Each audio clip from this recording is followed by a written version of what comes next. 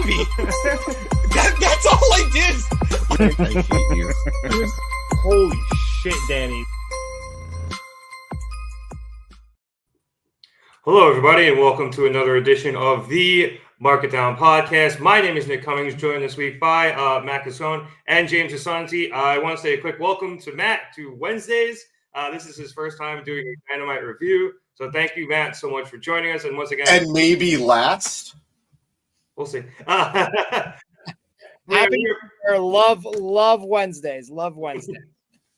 Nice title. Anyway, we are back here once again to review AEW Dynamite. And right on cue, we actually started off tonight with a TNT Championship match, the first of 3 championship matches this evening, as we saw the Patriarch Christian Cage face off against Dustin Rhodes.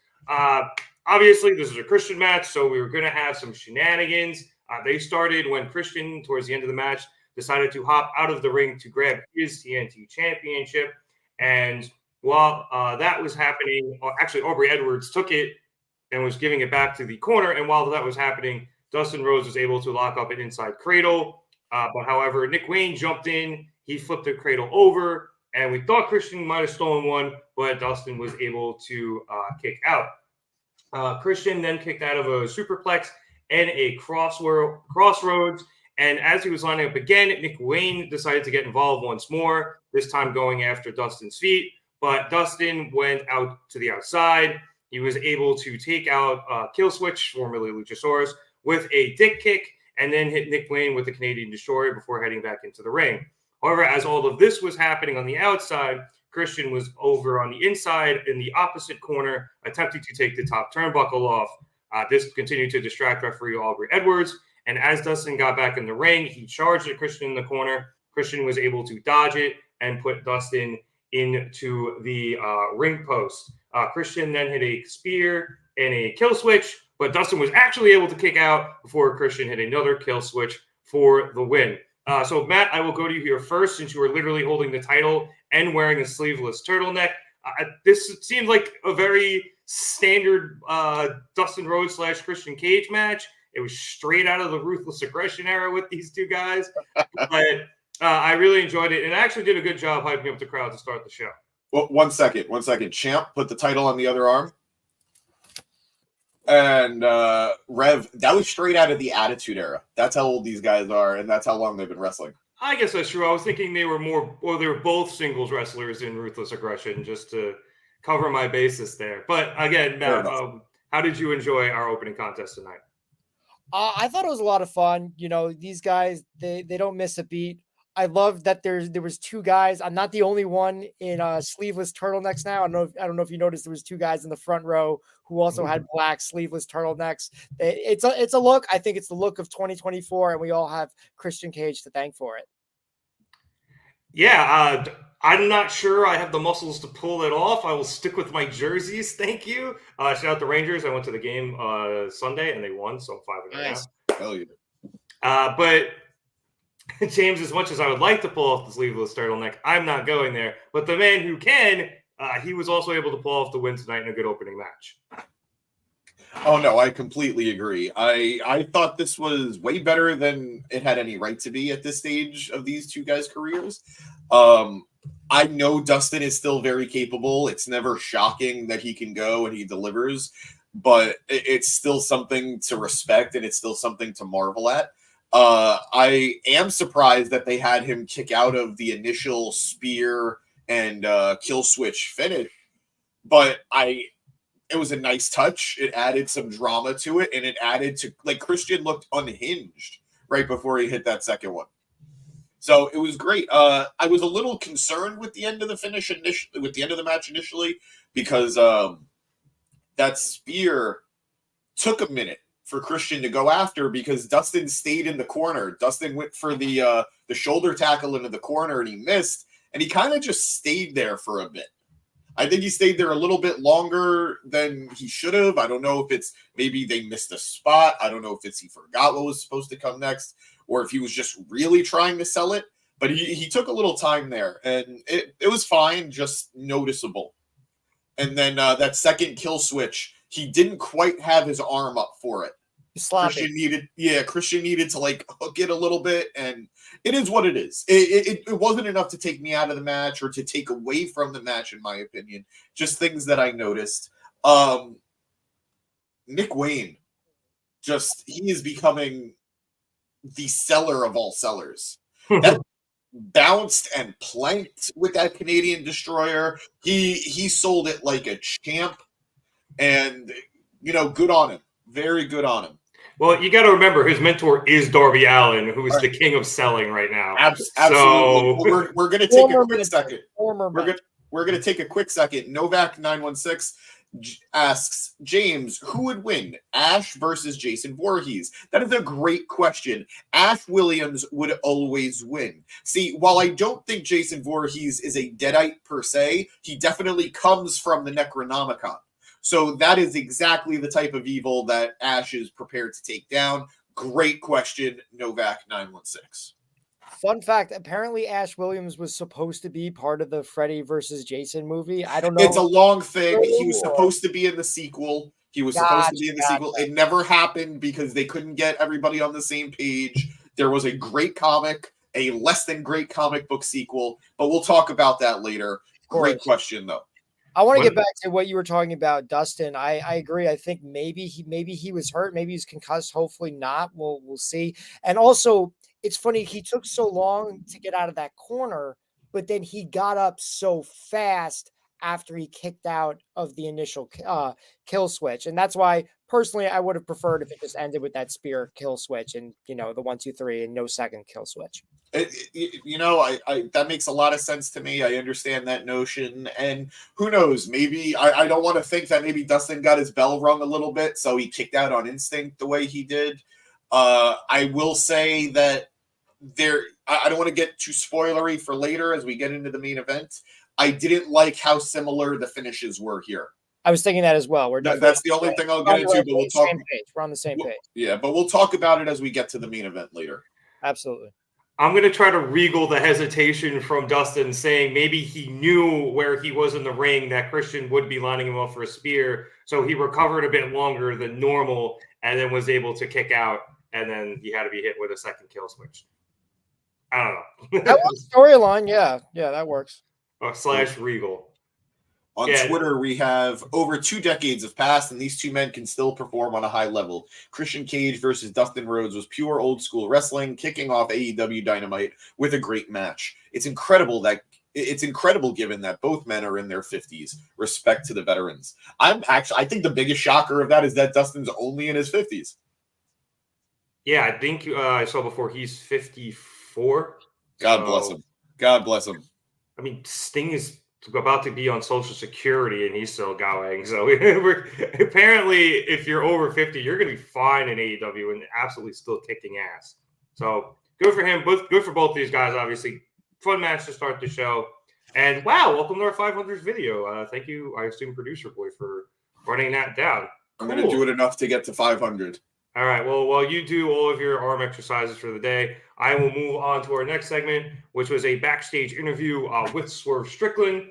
So after he commented on tonight's main event and once again affirmed that he was going for the AEW World Championship, no matter who's champion, whether it's Samoa Joe or Hook, Renee asked Swerve about Hangman Page also wanting to go for the title.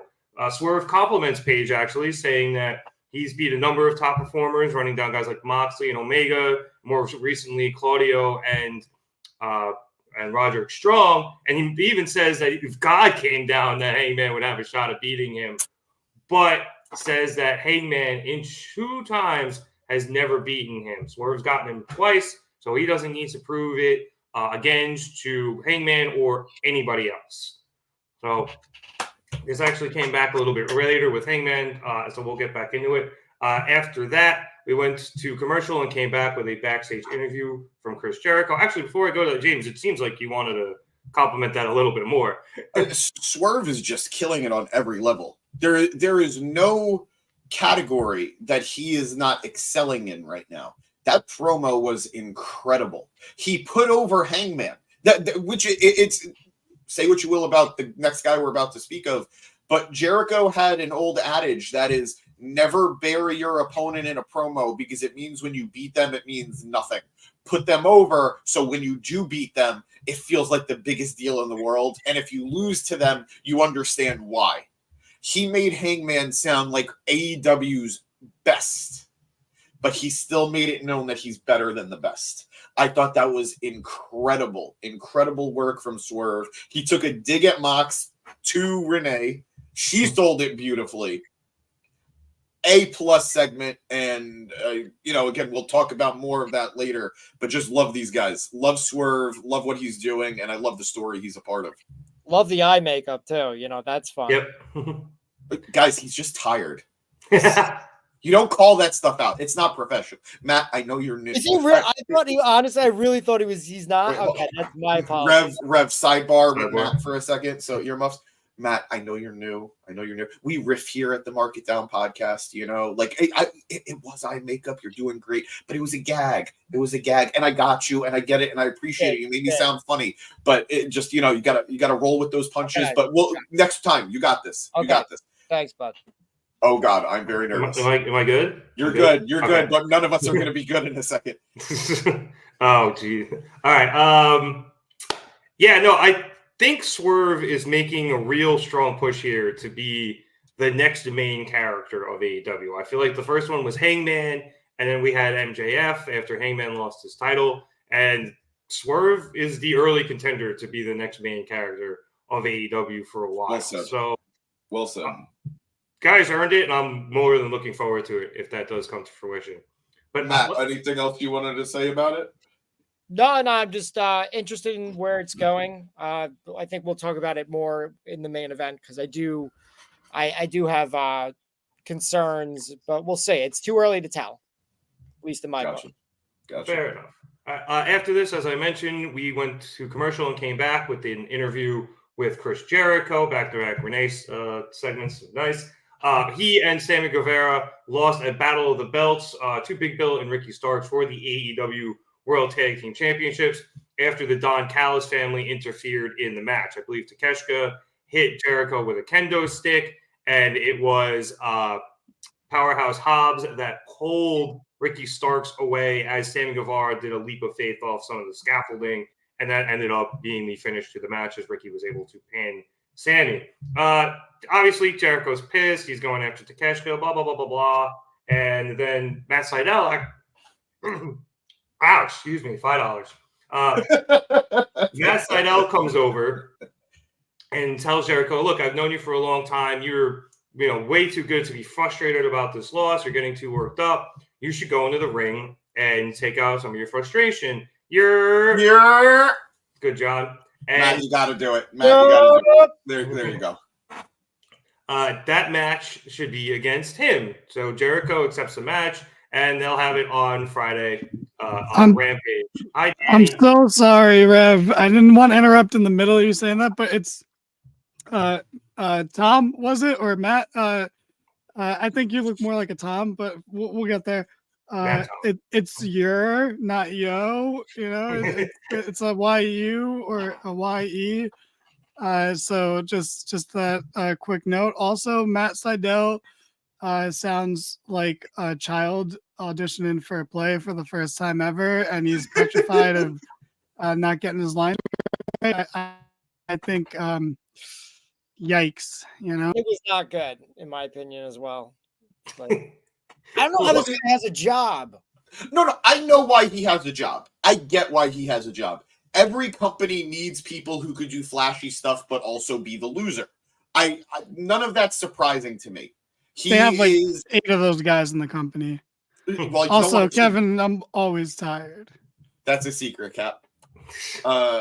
Does anyone want to see Matt Sydell on television in 2024, though? That's there is a very real reason that this is happening on Rampage. And it's not just because they're afraid of Jericho getting booed on live TV. It's put it on Rampage. It's a Rampage match. But I think the real problem with this segment is that do any of us believe that Jericho will gain his confidence back by beating Matt Sydell? I think in 2024, I could beat Matt Sydell on TV. Now, if it does work for Jericho, Wow, man, it didn't take much, but good for you. Keep on, you little train. You know, just keep choo-chooing. I was at the Fatal 4-Way pay-per-view in 2010 at the Nassau Coliseum. I saw them wrestle live. That was the match of the night. I have no interest in seeing it in 2024. That's going to be a 14 years later. Yeah, now, the one thing I will say, we were all just complimenting Christian Cage and Dustin. You know, so I mean, let's see. I'm open to it. Am I going to watch Rampage? No. They've elevated themselves. They've kept themselves at a very high level. Matt Sidell, can he still wrestle? Yes. But has he done anything bigger than what he did in WWE or like more substantial? No, he has done next to nothing. Which is crazy because he didn't do substantial stuff in WWE. What's more impressive? The shooting star press into the RKO or the epic botch on his first night in AEW? I mean, it's the shooting star press and the RKO, and it's not even comparable. But I mean, one of those was planned, and the other was the RKO. And I don't know, man. I don't have that in me. I just don't have that in me. Look how quick the kayfabe alive. Quick note, and I know I've said a lot on this. I've definitely buried Matt Sidell. I'll go easier on the next person. But like, if your biggest career highlight is taking someone else's finisher, like, what's that say about you? Bro, Dolph Ziggler is listening, so please don't. But he's had big wins. He's a world champion, multi-time world champion. He barely counts those himself. All right, let's be. I count one. I count the second. Let's be realistic. The first one's almost more valid at this point. Kevin. By the way, Kevin. All right, we do have Nick Maniotis on the pod sometimes, who has your hairstyle and beard. So like, you know, we have some variety. When Chad comes on, we have a bunch of different variety, and my hair's shorter than everybody else's. He's also hat hair. So it's a coincidence with me and James. Look, I just want to say that, look, I don't know how sensitive you guys are about this. I've never spoken to you about it, but, you know, like 60% of this podcast is Baldwin. And, you know, I'm fine with the percentage that I fall into. Well, let me just tell you, I appreciate my Him shampoo. I'm not balding. I just keep my hair short because I have very fine hair. I have very thin hair. Like ever since I was a kid, my hair has been super fine. So I know the volumizer is very important in this household. Oh, I have an important question for Tom/Matt, our new guy. What's your relationship like with your dad? He's my best friend. He's bald. Oh my God. Okay. All right, Raz. No one gets us, man. Just me and you, Danny. Oh no, Matt got booted. You're back, bud. You're back. It's not a personal thing. There's just we don't own the rights to daddy issues. That's a different podcast, but it's definitely a topic here. Well, you know my buddy Peter, right? He would be perfect for if you guys are looking for a daddy issues podcast. He's your man. Legal issues prohibit it, but it's something to think about in the future. But we should move on because we spent more time on Matt Sidell than they did on the show. I apologize. That's my fault. That's my fault on that one. I was going to say we got way off topic and traffic for a fucking Rampage setup, yo.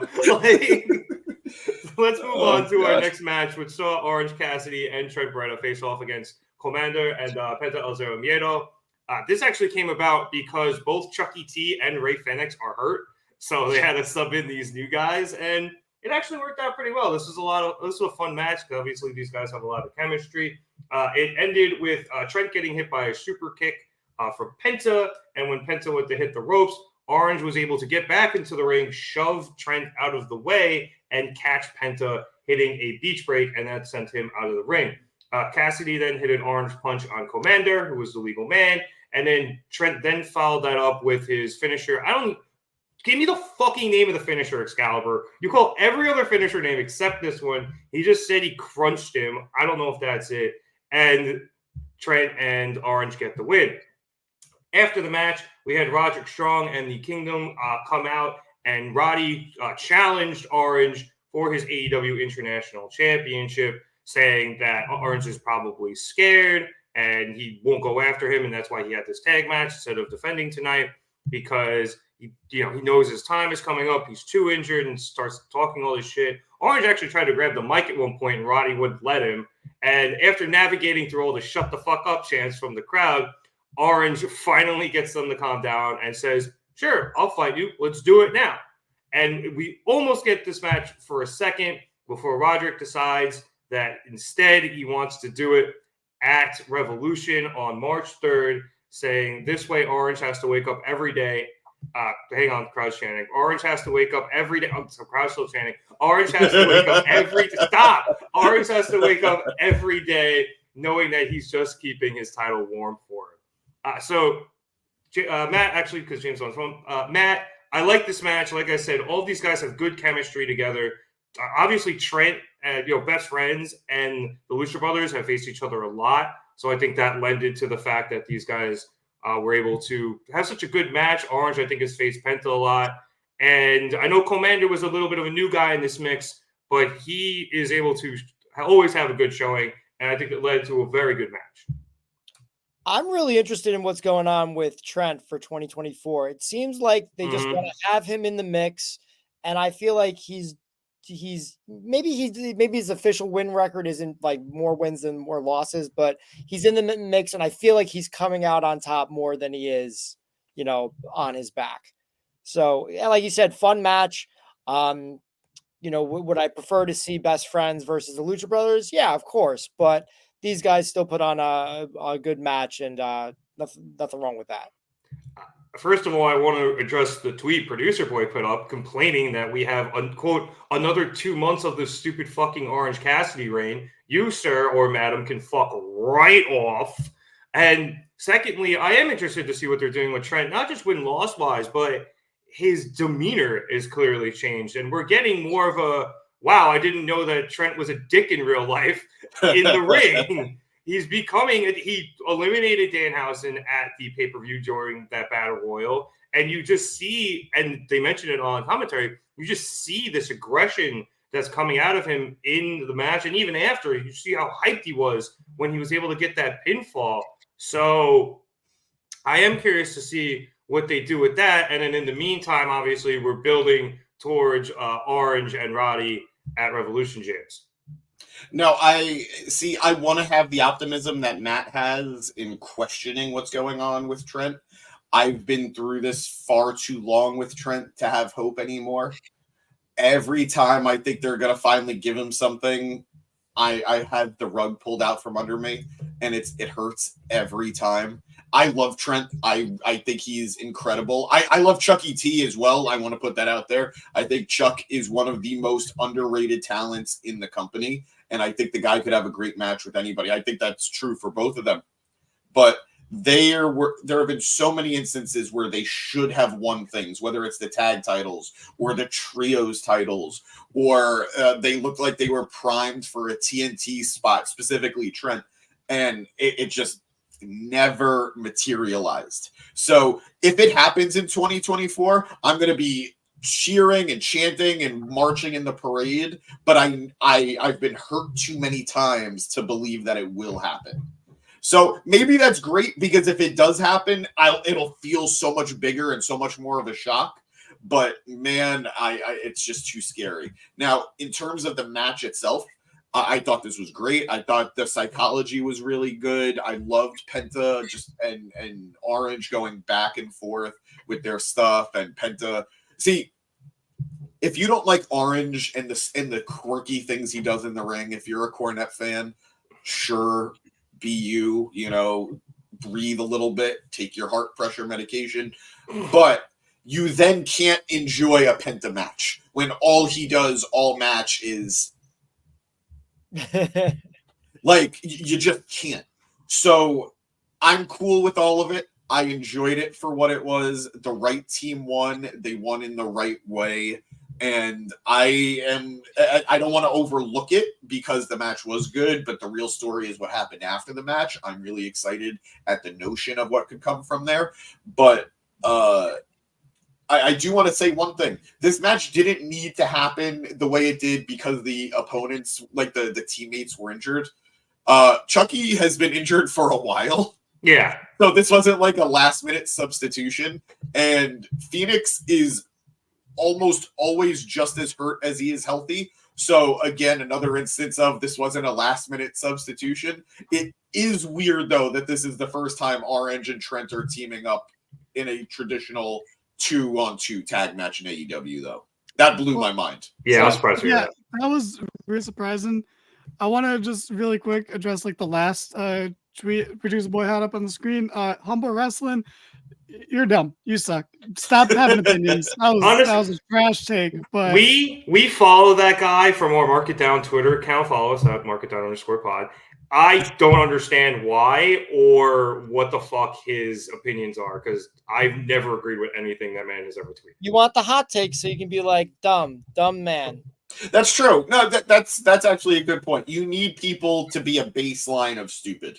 You know, that's true. That's what I come here for. That's fair. That's fair. I agree with pretty much everything James said about best friends. I hate that they've never won the tag titles. I'll be pissed if the first tag titles they win in AEW are the fucking ROH ones. I'm so worried that they're going with this. Yeah. I want them to win the tag titles so badly. Like it's crazy. They're the only people from the beginning that I've never gotten sick of. Yeah. And that's because they never are there for too long and they don't overstay their welcome. But like, oh God, if best friends win the tag, that'll be something. They could do it 5 years from now. I'll still mark out for it. I'll be so happy for them. But yeah, whatever. I'm into this Orange Roddy match is going to be amazing. Real quick, we got some comments. Yeah, I do remember that. It was a great time. That was peak tag team division, honestly, in AEW. Yeah, remember, if I may, Danny, just for the audio audience, it was a comment saying, do you remember when Proud and Powerful and Best Friends had an opportunity to be tag champs? And I still maintain that their street fight is one of the best matches AEW has ever had. So, and I'll put the Arcade Anarchy up there too against Miro and Kip. But Best Friends always brings it, man. Yeah, they should have been the titles after that street fight, in my opinion. Yeah, that was their setup for it. This is a tough question, guys. Fuck, marry, kill, waffles, pancakes, French toast. I'm marrying French toast, and then it's tough after that. Oh, buddy, I'm the opposite. I'm killing French toast.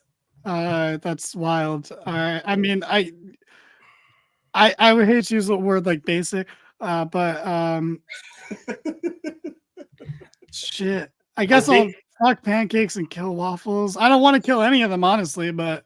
Yeah, I think I'm just gonna flip that. I think I'm gonna marry pancakes, fuck French toast, and kill waffles. Same. I feel like waffles are the easiest to like dry out and make not good. Yeah.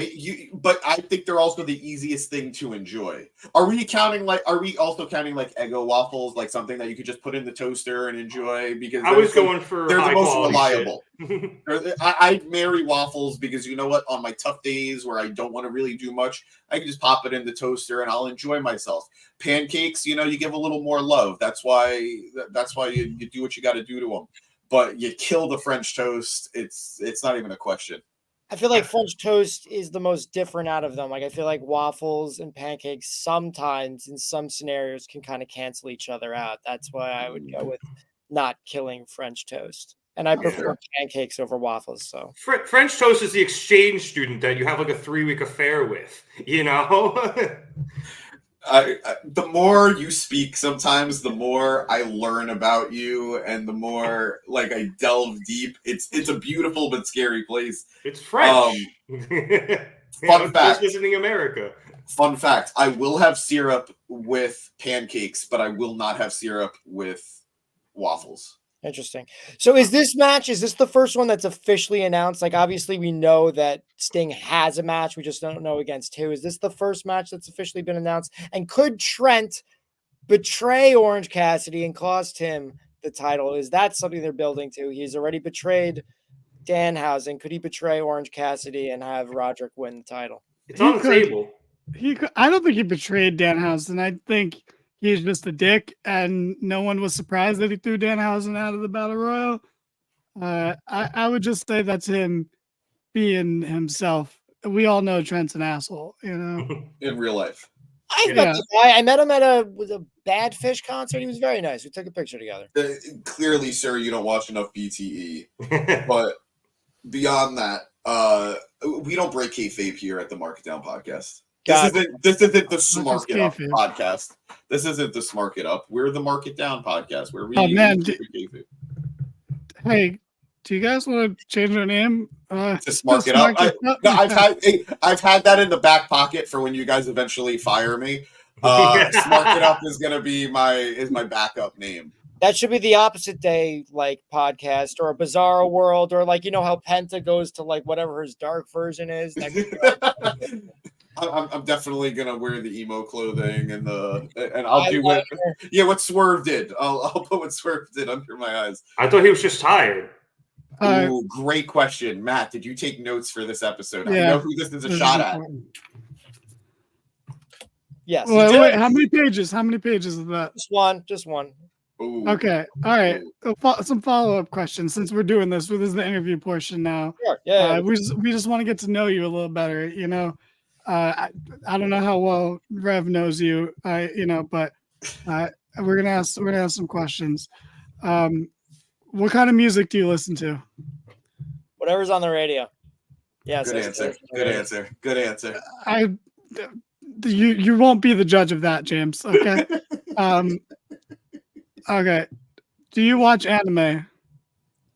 I used to watch it a lot as a kid. I still like it, but currently, no, I'm not watching anything. I would be open to watching something, but like, I definitely have no interest in My Hero Academia, or what's the other one that like everyone likes, like Attack on Titan. That one, that's not the one I'm thinking of, but yeah, I don't really want to watch that one either. But like something like Monster or something. Like, where's Chad? I rewatched Dragon Ball Z. That's my jam. Go ahead. No, go ahead, James. You're gonna. He was just like, I won't watch My Hero Academia, but I will rewatch Dragon Ball. He lost me a little bit there. The consistency was a little off there. Look, otherwise your answers were fine. You grew up watching it, fine. You've grown up since then, fine. That's great. That's nice to hear. No offense to like 80% of our audience that watches anime, but great question from Novak. Matt, if you could beat up any celebrity, who would it be?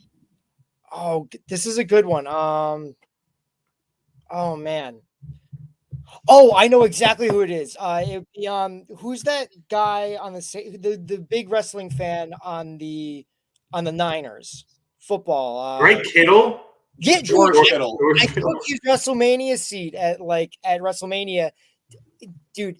We were in like a really good section. The section next to us was like the friends and family section. I'm going to do this story as fast as possible. It was completely empty, like 2/3 of the way through the show. So I'm like, fuck it. Our seats, like we couldn't see 1/3 of the ring. Like the seats did not say they were like, obstructed view, but they were. We moved over. We're sitting there for 20 minutes. George Kittle comes by with his crew. He walks past us in the aisle, gives me a dirty look, doesn't say anything. I'm like, I know that guy, but I don't remember how I know that guy, and I don't care enough to remember. Show goes on for another hour and a half. They're the collector seats. We break them off. We're about to grab it. He's like stepping on my shit, and he won't get up, and I rip it off, and I'm like I told him, like, dude, like I'm trying to leave. Can you get off my stuff? Can you get off my stuff? Can you get off my stuff? Finally, he's like, oh, you're in our seats. You're in our seats, and I'm like, and he's like showing me his phone, and I'm like, you know what, dude? Fine, here, take the seat. And I rip off another WrestleMania seat, and he's like, you can't do that. They're going to kick you out. And I'm like, bro, have a good night. And we left. So, yeah, if I was to fight a celebrity, it'd be him because he's a fucking jabroni. Football players aren't celebrities, but all right, fair enough. He's in the public eye. All I know is this story, Danny's response, all gave Nick agita. And I really appreciate you both for it. The whole story gave me agita. No problem. If the No dude had problem. come back to his seat and been like, "Excuse me, you're in our seats," I would have been like, "Oh, absolutely, no problem. Like, I will move over." Instead, So to be clear, the person you wronged didn't appropriately respond to your transgression, and he only so they were in the he wrong. only bitched at the very end. Yes, be a man. I mean, you could take him. yeah, He's it's a a dick football move. player. You could take him. Tight end, There was Danny. like 4 of him and like two of me and my friend, and I'm like, He was concussed at the time. You could have beaten him up. It's fine. It's fine. So I may. If it makes you feel better, he doesn't remember you. Not because you weren't important, because he can't remember much.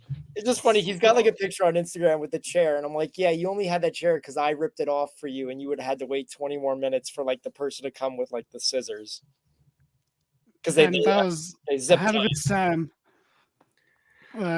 So after that, we went backstage to another interview, this time with Hangman Adam Page. Renee asked him why he has changed his focus from not necessarily caring about winning championship gold to gunning for the AEW title. And he says that nobody has treated that championship with more reverence than him, and he wishes to return AEW to that. Renee then asked about Swerve, mentioning that earlier Swerve had brought up the fact that Hangman has never beat him. And Hangman says that doesn't matter since Swerve doesn't have the title. Right now it's either going to be Samoa Joe or Hook, and he just has to beat whoever wins tonight. After this, I got you, Kevin. It's kind of my job. After this, we went to the stage as we had Mark Briscoe come out.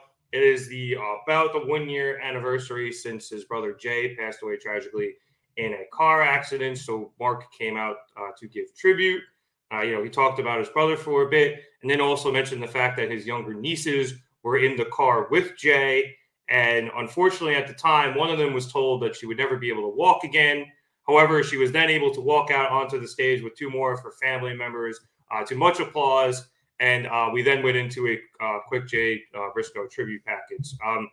James, I know I kind of always go to you on this. You are a Ring of Honor guy, and you have the most history watching the Briscoe brothers. So I guess a year removed from his unfortunate passing, I was wondering what your thoughts are as you watch this tribute.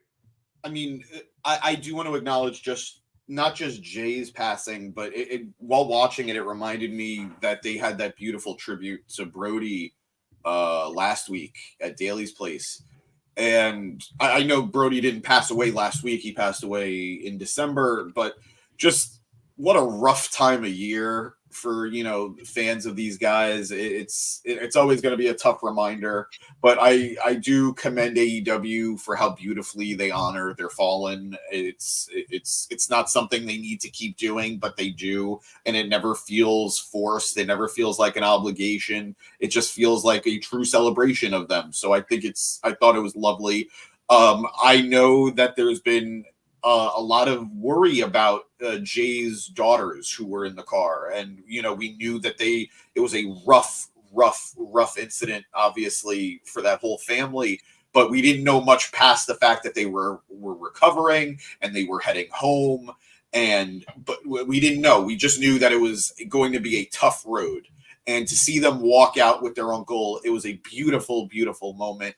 I'm especially proud to have been an AEW fan, to have watched it. And a year without Jay has been rough. I've been on record on the pod. I was there for his very last match. I have a long history with the Briscoe brothers. We definitely did a little drinking back in the day, but it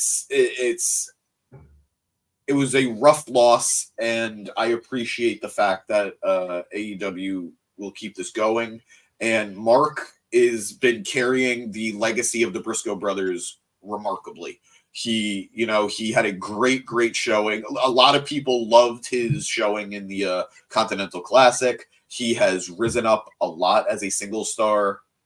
And I hope that he can capitalize off of this love, and I hope he could capitalize off of the success he's earned to get a nice end of career with AEW when he wants to call it, which should be in several years. Shouldn't be anytime soon. Yeah, that's well said. I will awkwardly transition after we came back to from commercial to a sit-down interview with the Young Bucks, who immediately interrupt Renee as Nick says that they should be called by their given names, as they should be shown respect as executive vice presidents in AEW. Renee kind of blows past it and then asks about some of the rumors that have been going around about them. And Matt shut down all of them, saying that none of them are true. However, hypothetically, if they were true, would anybody blame them for doing what was suggested if it meant protecting their families or their livelihoods?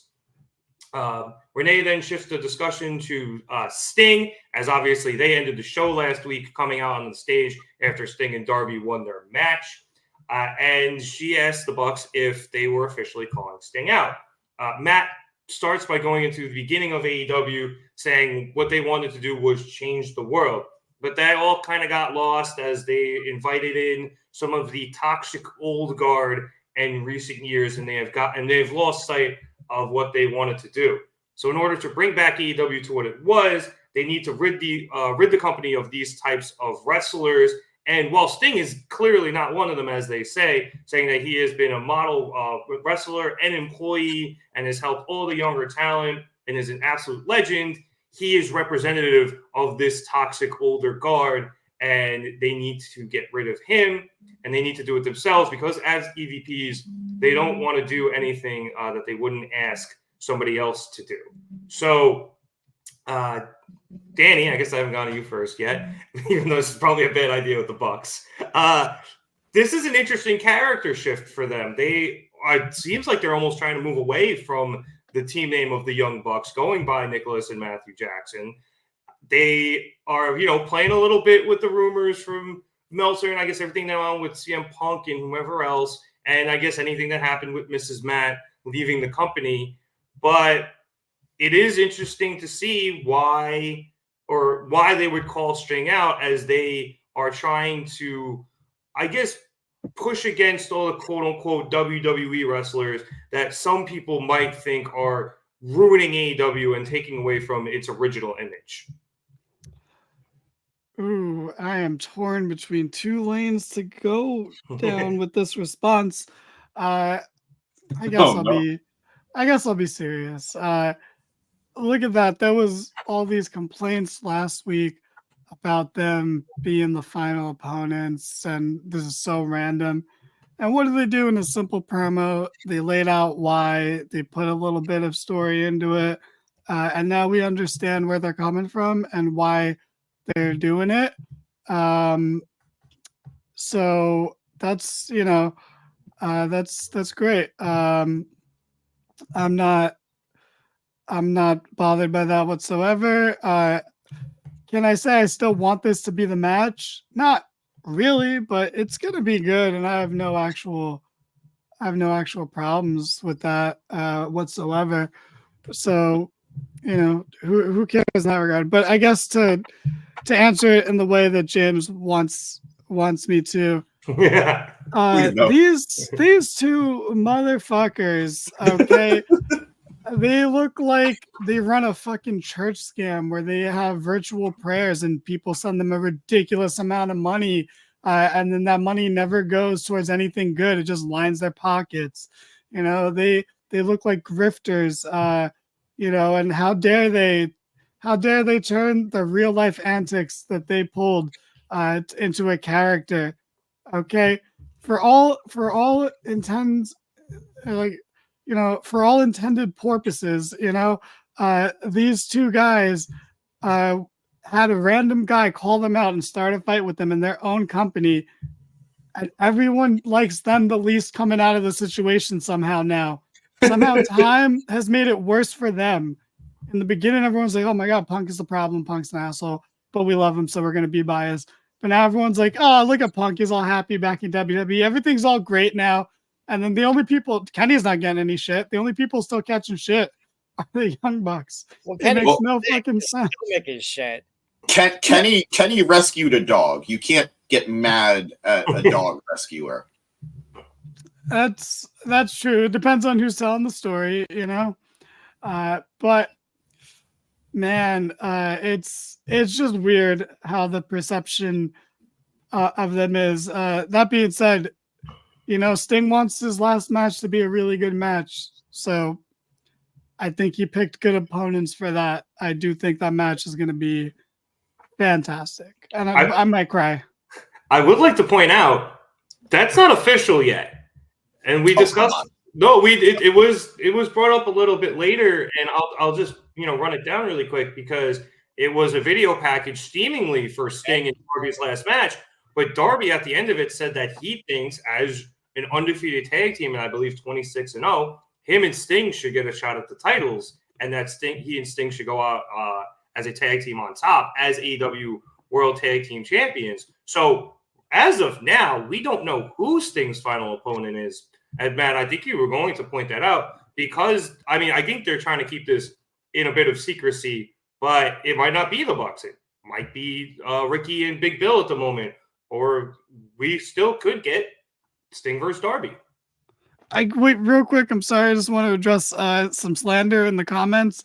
I didn't threaten anybody. That's all I want to say. Maybe James threatened someone, and maybe someone else here threatened someone. I didn't threaten anybody. I didn't. I had a lovely conversation following. We talked about horror movies. It was very nice. I agree with Novak. I'd rather Sting versus Darby, but if he doesn't want to have a singles match, I'm not gonna tell him otherwise. But I would rather Sting versus Darby. But it does to me right now, Matt, seem like a little bit of misdirect, perhaps.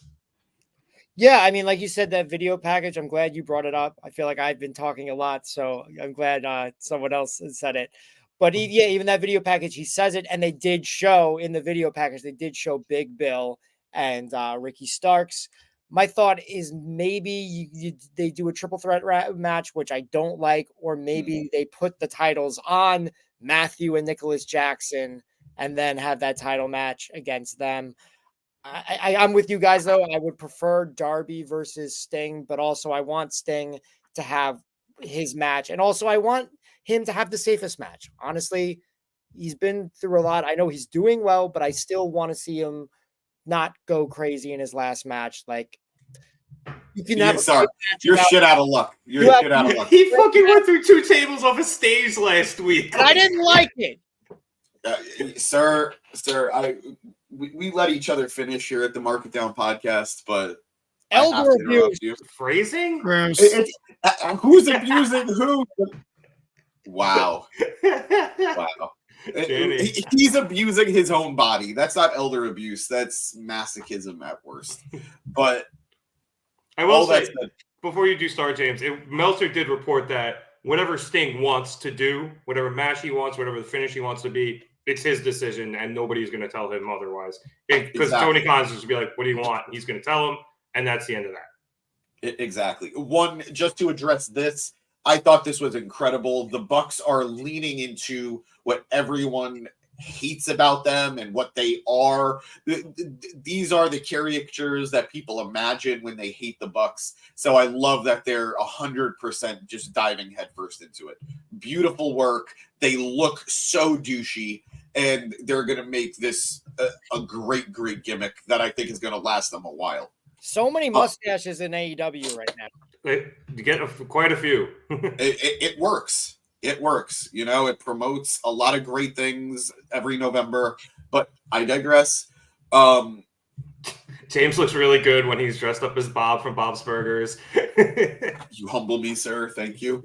But speaking about the Bucks, this match with Sting and everything, I think it's 100%. You don't tease a match of this caliber and not deliver it, because they're, quite frankly, Sting, Danny alluded to this.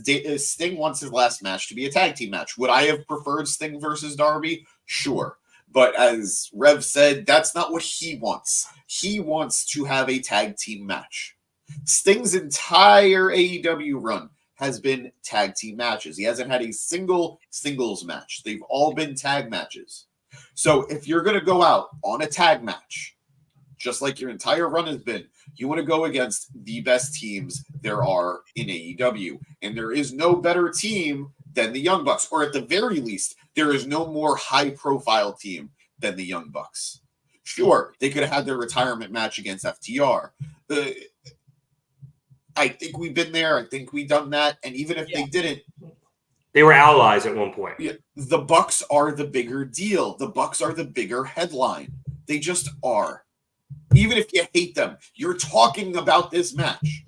I had buddies had a match before with FTR. Positive. I'm positive about it as well. I think we looked it up last week, and I believe I said that they tagged together, and I've add a pay-per-view.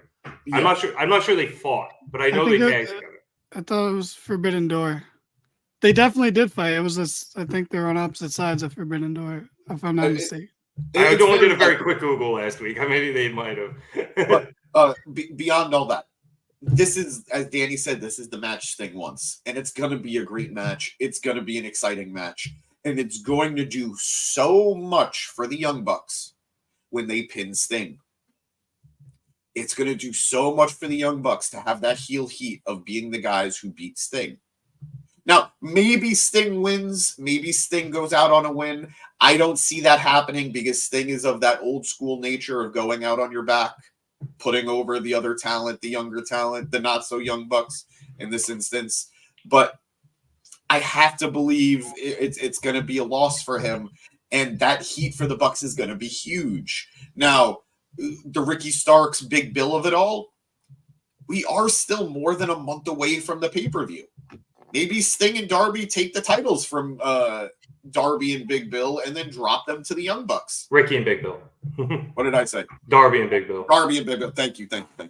Maybe they do take the titles off of that makeshift team and then drop them to the Young Bucks, giving the Bucks momentum off of a huge win into a big title reign as heels, something we haven't gotten in AEW with them as champs, I don't think. So only good is going to come from this matchup. If you're concerned about it, you got to realize there is no better matchup for Sting to have in the tag division, something that he is adamant he wants. So get over it, guys. It's going to be great. It's going to be great. And I say this to people that I like and I'm friends with who are very concerned about this match. It's going to be good.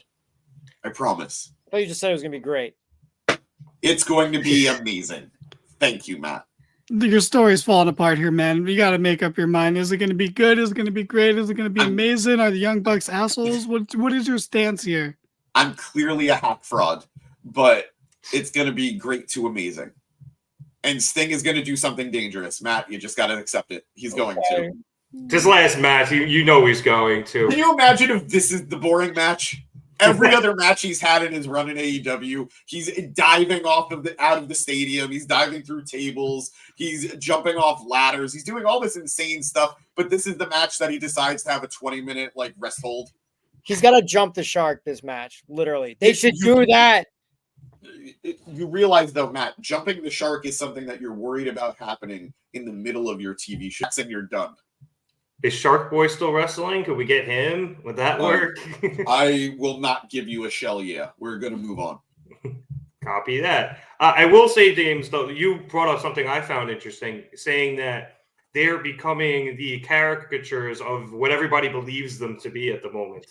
And that's always been that's always what they've been when they've been at their best. When they were the Young Bucks with all the tassels and the tie-dye over in Bullet Club, they were caricatures of the things everybody hated, which were spot monkeys with no ring psychology, just doing their best to piss off Jim Cornette.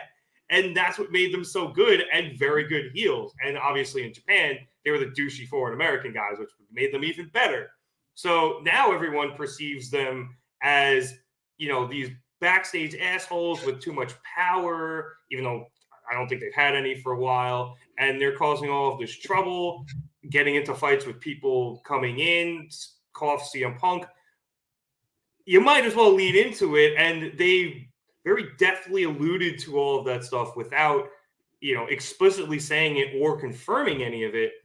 But they're definitely playing into it. And I think that's going to make them great heels. And it's going to catch them a lot of heat from both people who will go along with it and people who just genuinely don't like them because they see them that way.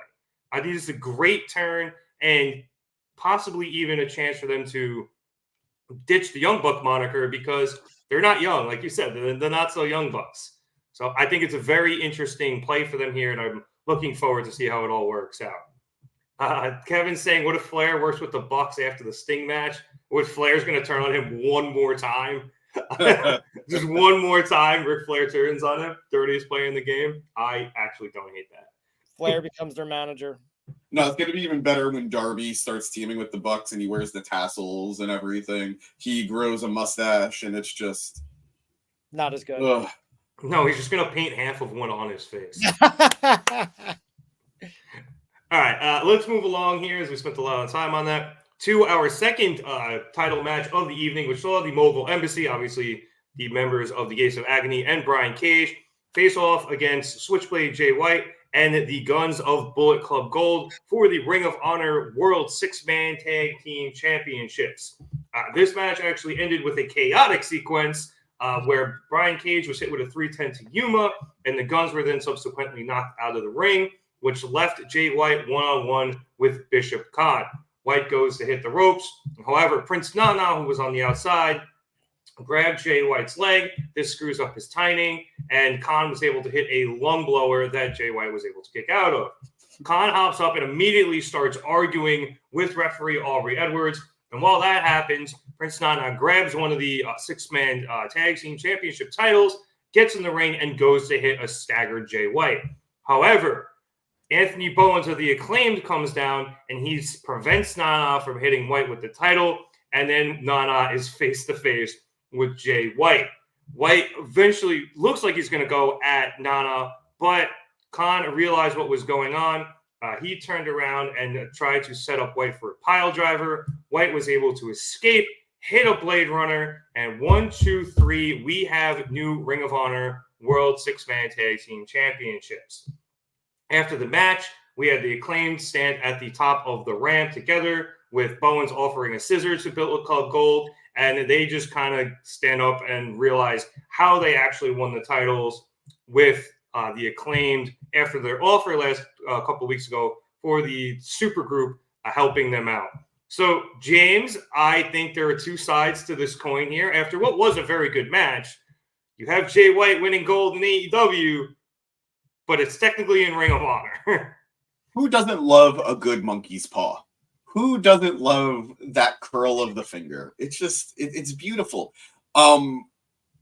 First, got to comment on the fact, super weird seeing Jay White wrestling what was essentially a babyface match. Yep. I don't think I've seen it since he's been the Switchblade. So very weird feeling. I can get used to it. I like cheering for Jay White. Twitter is saying Bullet Club Gold versus the Acclaimed in a trios titles. Nope, unification. I'm already stopping to read. I want. That's what I want. You're not going to get it. Nope. Beyond the babyface aspect of it, it was a good match. It was a fun match.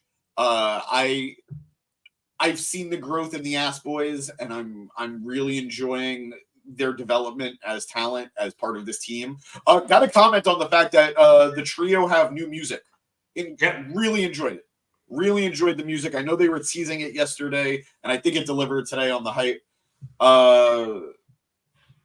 JD from NY. Yeah, JD from NY. That guy. All right, let me just say, hey, JD from NY, you're not watching, but if you are, you're a little piss baby. You are a little bitch, and I don't respect you.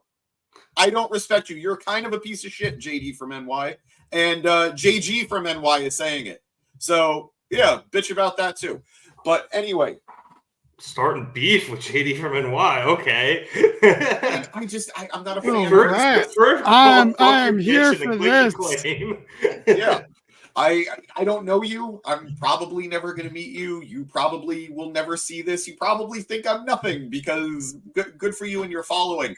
But you're kind of a bitch. You're kind of a shit ass. And I don't want to speak about you anymore. I gave you more of my breath and my energy than you deserve from anybody. So bye-bye. First of all, he's going to see this when Producer Boy clips this and then ats him like a billion times. And second of all, poor Matt on his first night here on a Dynamite review, just getting caught up in beef. He has no idea what's going on with angry internet comments. Look, to be fair, be fair. All the other wrestling podcasters and personalities suck. But I like that James is taking a stand. I'm sorry, JD from NY. Cool. That's not important. You have to specify where you're from. Okay. Well, let me tell you about this guy. Okay. This guy was on MTV. Were you on MTV? I don't fucking think so. I don't know so because you're nothing. You're kind of meaningless to us. But this guy was on MTV. So when you think he's nothing, just maybe look at yourself in the mirror and think, was I ever on MTV? Will I ever be on MTV? And no, you won't. All right. James is starting beef. I'm not starting beef. I just I don't know if you guys saw his thing about Roman Reigns this week and Hulk Hogan. No, I don't. What did he say? He went on a whole tirade about how you don't take records away from people because of how we feel about them in real life and blah, blah, blah, blah. It's like, you know what? Even if I wanted to agree with you, it's a wrestling record that actually means nothing because Hulk Hogan doesn't have the record. He's like 4th or 5th in line. So when Roman beats him, guess what? It still means nothing. So you got worked up. You started cursing. You started getting angry. And for what? For what? A meaningless record about a guy you're kind of defending because you're upset that people were upset he was racist. Undeniably racist. Which, by the way, people barely give him shit for anymore. Like, it's just something everyone acknowledges, but I still boo him in person. I still boo him too. But I'm just saying he's not facing any consequences, and Roman beating that record has nothing to do with that because they're not thinking that because in their minds they'd rather everyone forget the Hulk Hogan stuff, not forget Hulk Hogan, but they'd rather have Hulk Hogan there all the time and show him off. So like that's not why they're beating the record. They're just doing it because it's the only chance. They're two unrelated things, but also. He shouldn't beat the record because he just shouldn't have been champion for this long. And I actually agree with that. Hogan's record with his, I think, 1,200 something days, over 300 defenses compared to Roman's 30 something. Joke. It means nothing when Roman's going to do it. But I like I said, I genuinely meant it. I wasted more breath on this than he deserves for this, but I just needed to get it off my chest. So I apologize, Matt. You're, trial by fire. You're here with us. If you want, I would. The only thing the reason why I would want them to eventually unify the titles is I would just like them to get rid of all the ROH titles. Do ROH? Hear me out.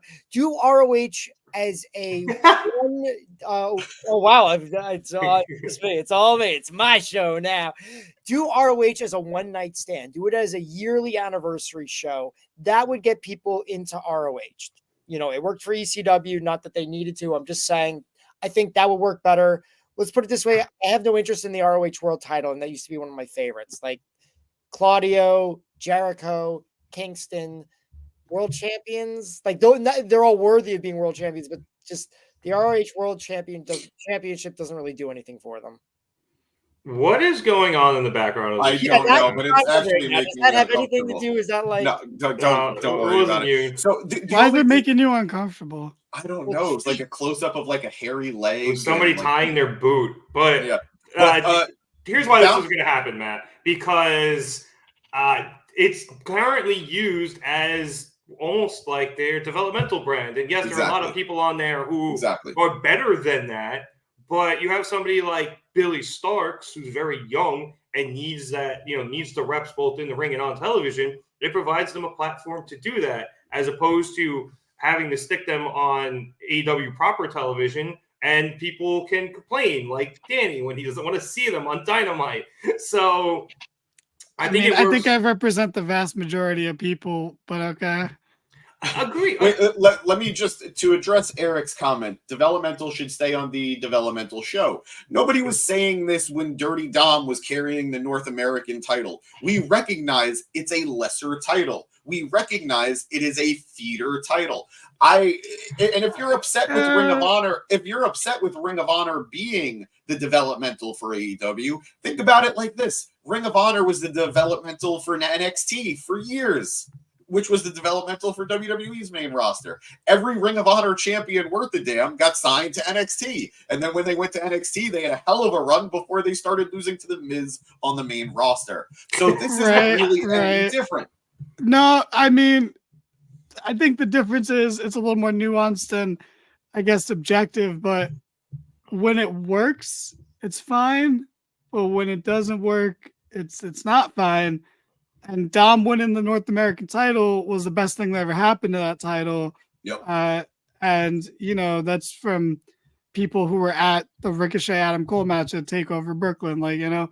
Oh, that ladder match? No, not that ladder match. That was the best ladder match I've ever seen in my life. Upside down kick to the face. Yeah. Oh, right. You know, but Dom was the best thing that ever happened to that title. But, like, you know, Carmelo Hayes, when he was champion, was on Raw like once as like a promotional highlight thing, and that's it. But that'd be like if he was on Raw like 6 times and barely on NXT in that time span, or was only defending the title on Raw and SmackDown and not on NXT. Like the ROH World Heavyweight title has pretty much only been playing out on AEW television, and then not on ROH television.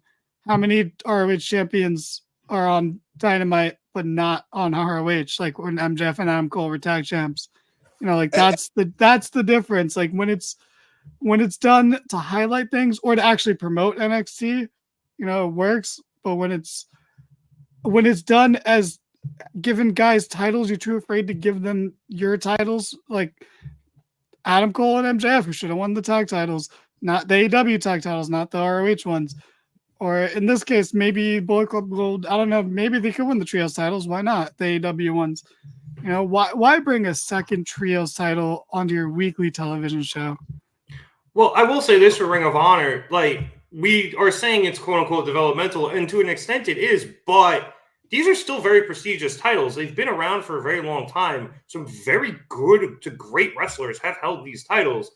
It's not out of the realm of possibility for, you know, these top talents to win the titles because they're so prestigious, popular, famous, whatever you want to call them.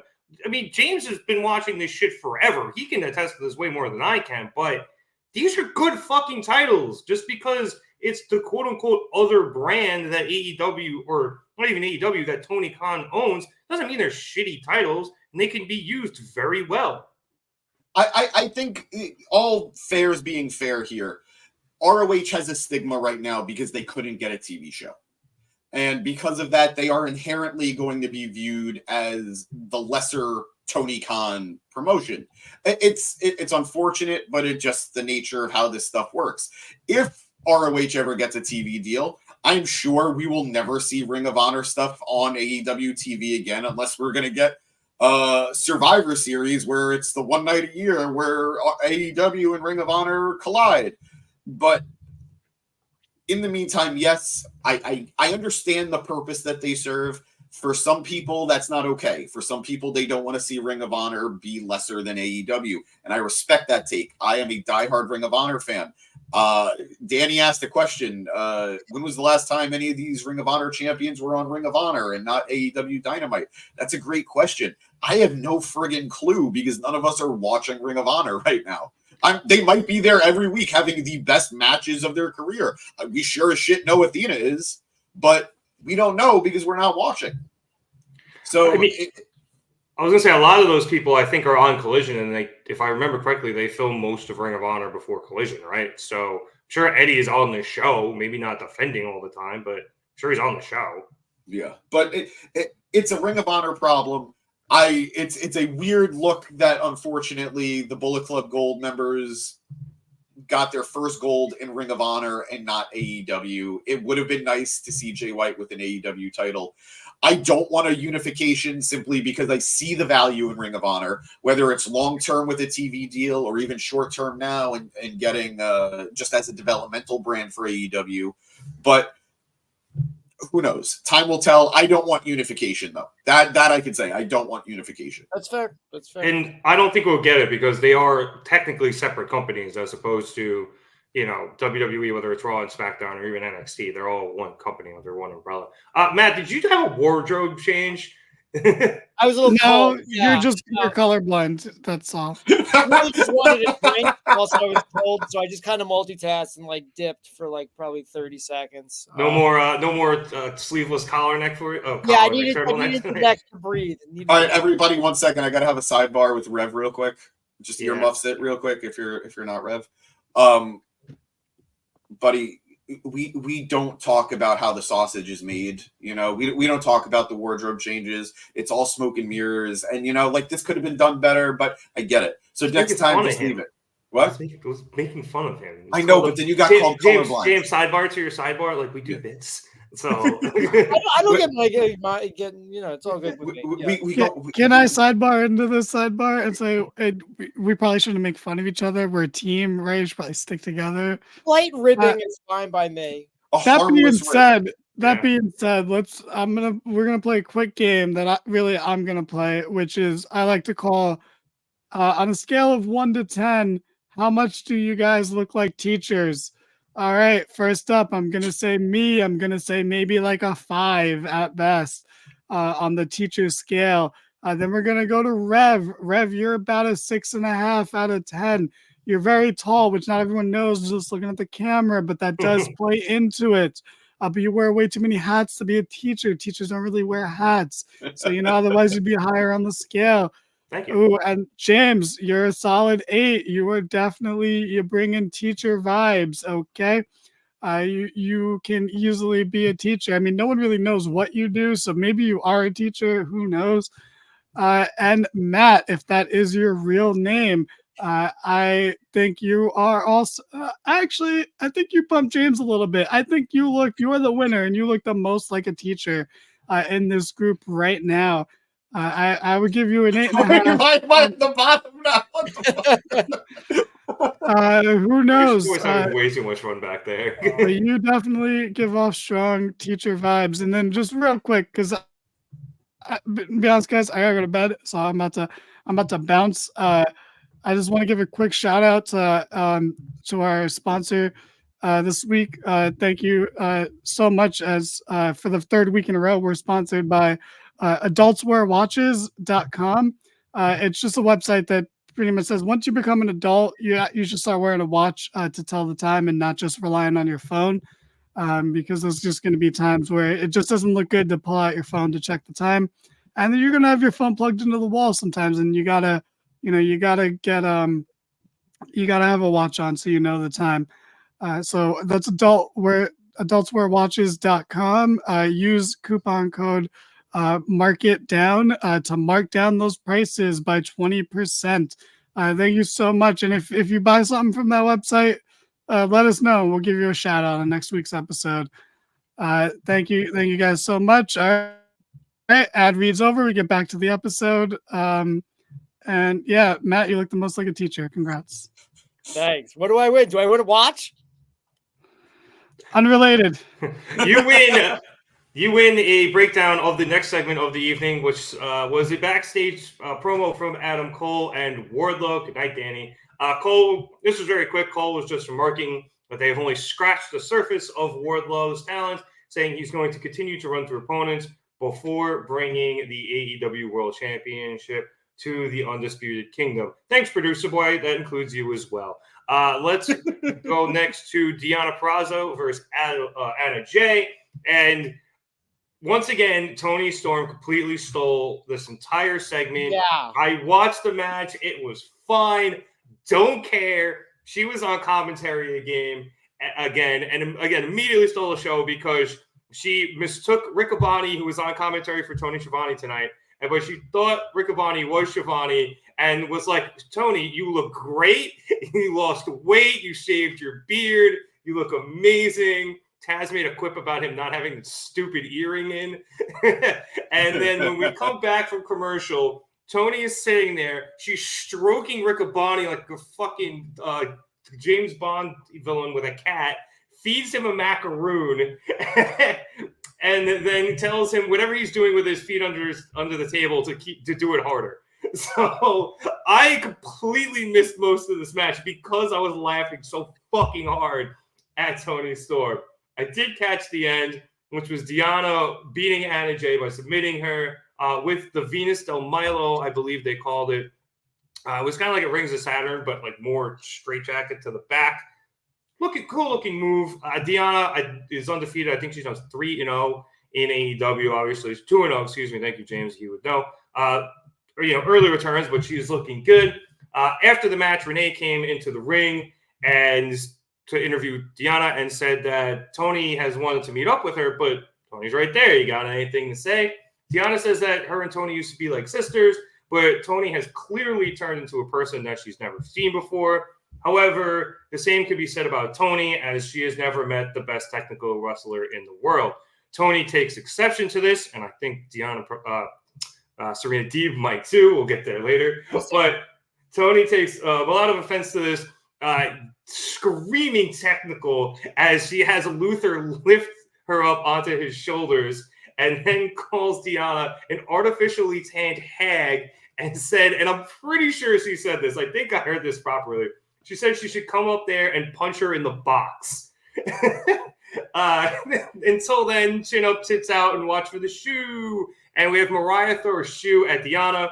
Deonna picks it up, returns fire. Mariah throws it back. And we get into a shoe war before Mariah ends up sprinting out. And then Tony has Luther carried her to the back while she's just talking shit the entire time into the mic. This was amazing, James. No, send it to Matt. He's excited. And it was awesome. You're probably going to get another JD from NY rant from me in a second. So awesome. Well, let's enjoy this moment because it was great. It was great. Go. Same boat. Like, was definitely distracted. I kind of liked the match, and then I completely forgot about the match with the aftermatch segment. All I could think about this, I don't know why this popped into my mind with the shoes back and forth. All I could think about is Joey Styles saying cat fight, but instead of cat fight being like shoe fight. And I'm like, I would love to see that. He should do that reaction. That would be great. But yeah, Tony is stealing everybody's thunder, and rightfully so. I kind of worry about Deonna because, like, you know, it was people wanted her to be brought in. It was a big reaction when she came in. But I feel like, it's been 2 weeks already, and she's already lost a lot of steam. Oh, I disagree on the steam aspect of it. Yeah. Go ahead, I'm not going to disagree with you that Tony absolutely stole the show here, and she's going to. She's always going to. This gimmick is inherently designed to be the highlight, the thing with flair. It's how she's modeled it, and it's working. It's the reason she won the championship. That's Sting. Sting's the thing with flair. Fair enough. And Andrade too, but we got rid of him.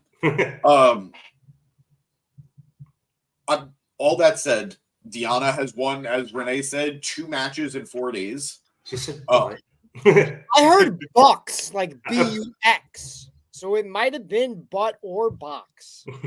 I was going to say box is a little past the TV PG. We were surprised. We were surprised that she was able to get tits out first. You know, so she's pushing the limit here. But all that said, I'm not worried about Deonna. Granted, I never thought Deonna was going to be the person to take the title off Tony. There's a track record of debuting women, putting them in a title shot, losing, and then having them do something else. They've done it with Ruby. They've done it with Taya Valkyrie. They're going to do it here with Deonna. It's what they do. So would it have been nice? Sure, because I think Deonna is probably one of the best wrestlers in North America, especially as it comes to the women's division. But all that said, complaints about this, I got to say, I don't know why they put Anna Jay in this match to lose. They could have put so many other women. They just built her up last week with that win with the Brody tribute, and they had her lose at Battle for the Belts, and now they're having her lose again to Deonna. I don't understand that logic. Why have her win last week? Yes, it was a beautiful moment, but capitalize on that. Yeah, I agree with the Anna Jay stuff. I guess it's good for her to get in the ring with somebody like Deonna because Deonna is so good and Anna is still learning. We always forget how young Anna is. She's a kid. But how old? 24? 26? I think so. Yeah. I think 24. She was 21 when she got to AEW. Yeah. So, and I think if I remember correctly, her first match was one of the batch was one of the ones where they batched a bunch of stuff right at the start of the pandemic when they were at QT's gym. Yeah. I think that so was she's like her first 25. match. She's 25, but she's still young with not a lot of experience. Yeah. So, but regardless, I think it was weird that they did that. I would not have had this loss again. Granted, what? I hear what you're saying. Yeah. I think Deonna is going to have a great match with Tony. I think it's going to be a good match. I think it's going to be a losing effort, but again, the test is going to be what do they do with her afterwards. So, time will tell on that one. Get ready for the rant. Is that okay? Well, I mean, if I may, really quick, because I also wanted to disagree with Teacher Tom over here about what he said about Deonna, because I think Deonna is one of the few people in the division right now who can actually kind of, stand up to a promo from Toni Storm, because she has good enough mic skills. I don't know how great they are, James. I guess you would be able to tell me that in a second, but she held her own at least tonight, and she has the cachet as a wrestler to do so. So I actually think this is a really good feud for Toni right now.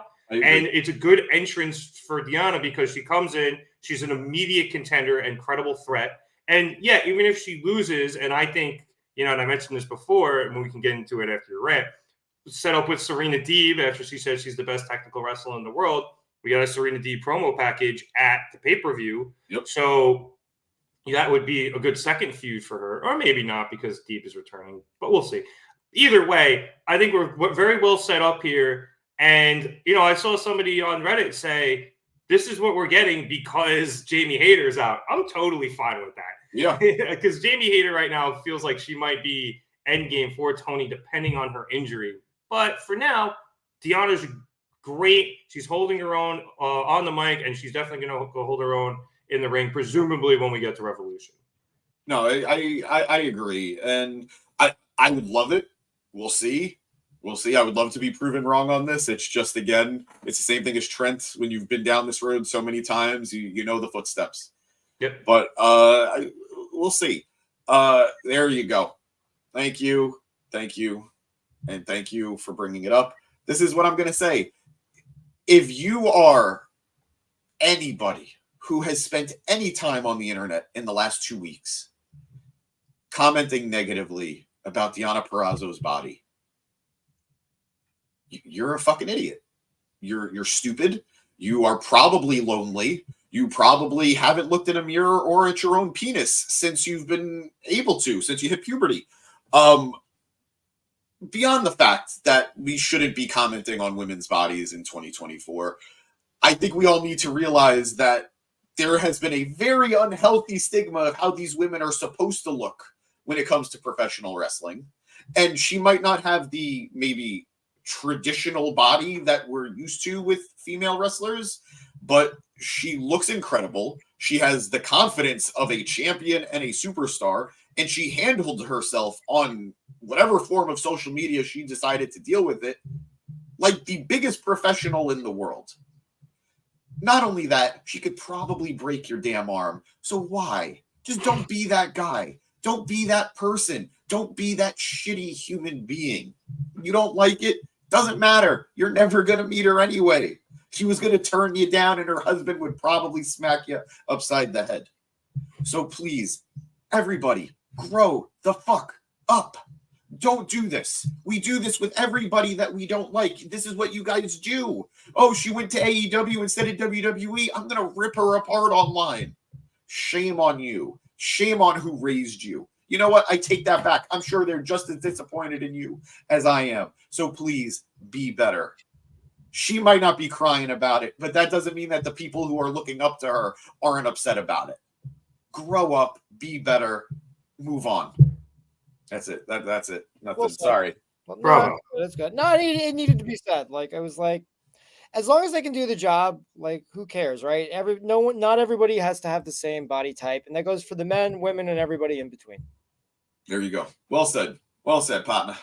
Thanks. All right. Unless anybody had anything else on this match, we can move on. Our next match was a Private Party versus Top Flight. I think this was Private Party's first match since Mark Quinn returned the other week. Glad he's back. It looks like he's still recovering a little bit, but he had a pretty good showing tonight. We had a gin and juice towards the end of this match hit onto Dante Martin. And then after that, Darius came in, and he was the legal man to check on his brother. However, as he went to check, Quen came over, rolled up Darius towards the edge of the ring, briefly used the top rope to balance himself, perhaps gain a little leverage, and he was able to get the 1, 2, 3 and the win. After the match, we had Action Andretti come down as he was complaining to the referee along with Darius and everyone, and all for naught. But I didn't really write down a lot about this match, James, because I feel like this could be a real banger of a match.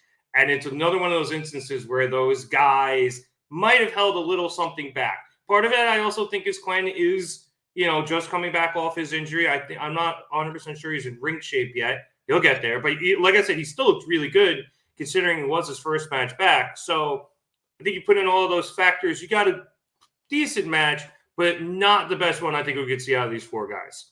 No, I completely agree. It definitely felt like they were holding back a little bit. And to correct you, this was Private Party's first tag team match since 2022. Man. So well over a year since the last time we've seen them in a proper tag team match. Super happy to have them back. And I loved the concept of this match. I loved what they were promising with this match.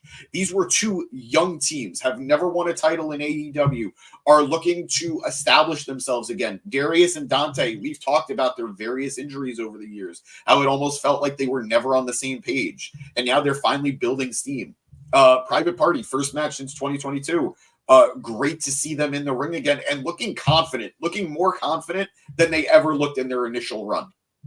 Quen and Cassidy just look like they've got the energy and the aura of stars, and they might not be for everybody. I'll give them that. They have a very unique style. They have a very particular style, and it might not attract you, but you can't deny that they have that it factor that is designed to attract attention. Cassidy is hilarious. Quen came back better on the mic last week than he was the entirety of his initial AEW run.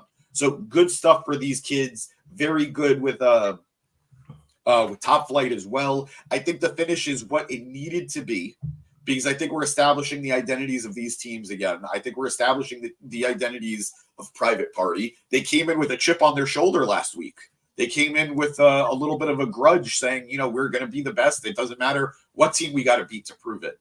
So I think we're going to be seeing a heel Private Party. They kind of teased some confusion about the finish. Was it on purpose, using that rope for the leverage for the 1, 2, 3? But I don't think there's any confusion about it. It was a very clear heel move, and it's going to build to something bigger. And as for them holding stuff back, keeping stuff in the tank, I think we are going to get a banger of a sequel, whether it's at the pay-per-view or a Dynamite down the road.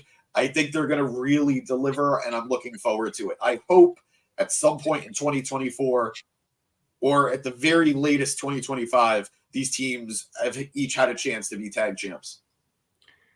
That would be great. They are both very young, and I feel like we sometimes forget that due to how many injuries, unfortunately, all of these guys have had. But because they're such young athletic teams, I think I was expecting that banger just out of, the usual, random teams, AEW match, they're just going to have a random banger for no particular reason. I get that.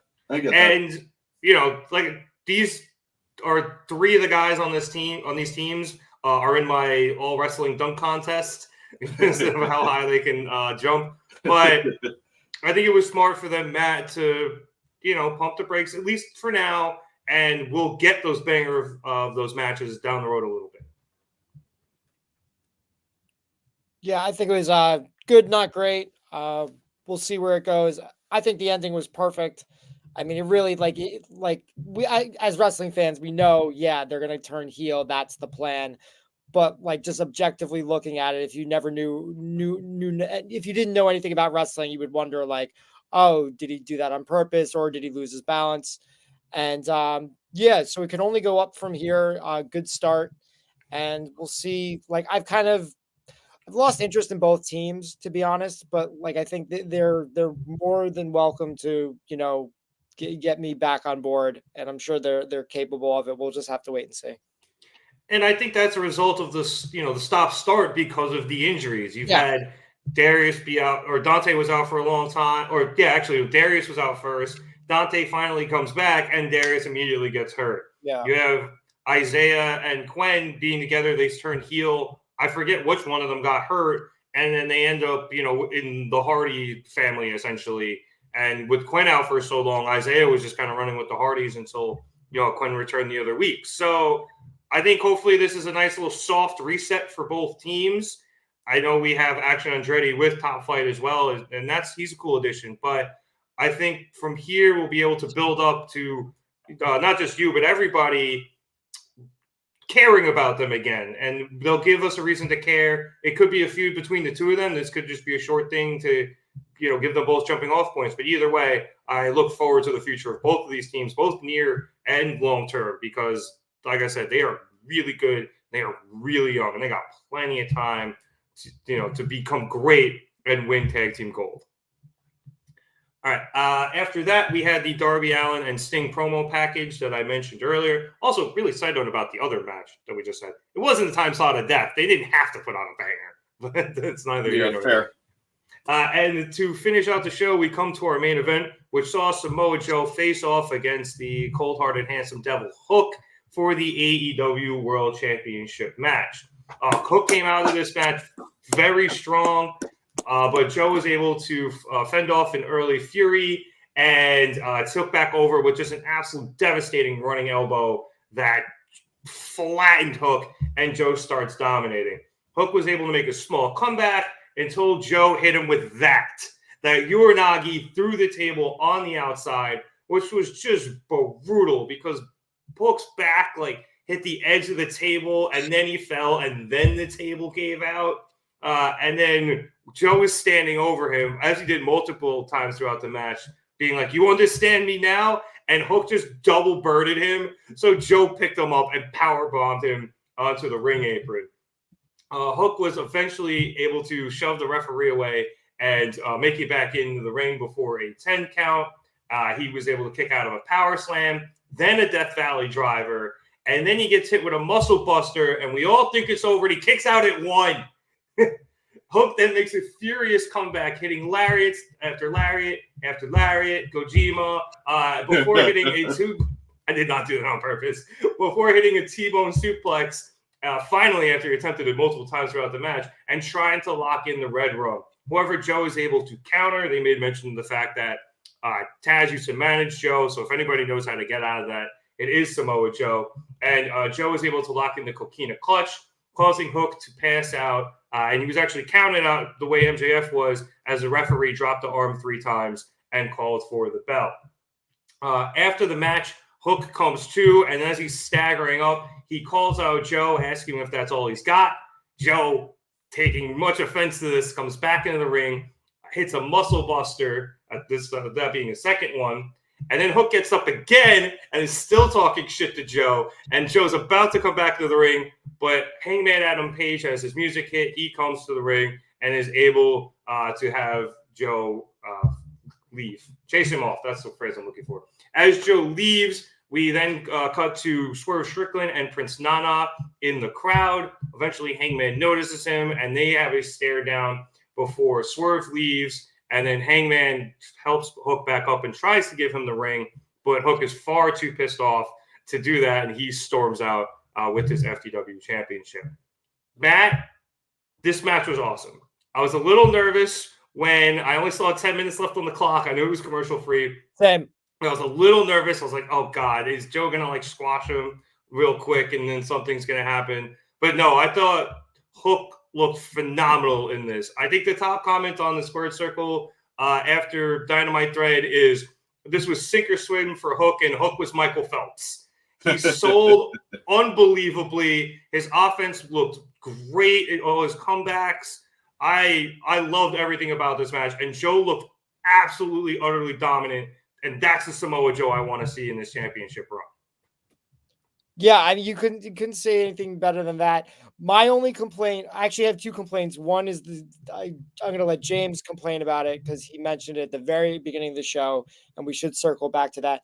My other complaint is that table. Like, it was an awesome spot, but when the table fell over, you could see the table was just kind of being held up by like these long, not really planks of wood, but just like skinny pieces of wood. Like, it was basically being held up by like Jenga. And it just looked cheap and lame. It reminded me of what was the first Blood and Guts, where Jericho went through the plywood that they painted to make it look like metal. It just looked like, I don't know. You got to set up a better table. That table, I think the design just sucks because, like, MJF had the problem with the pay-per-view with Jay White and that table.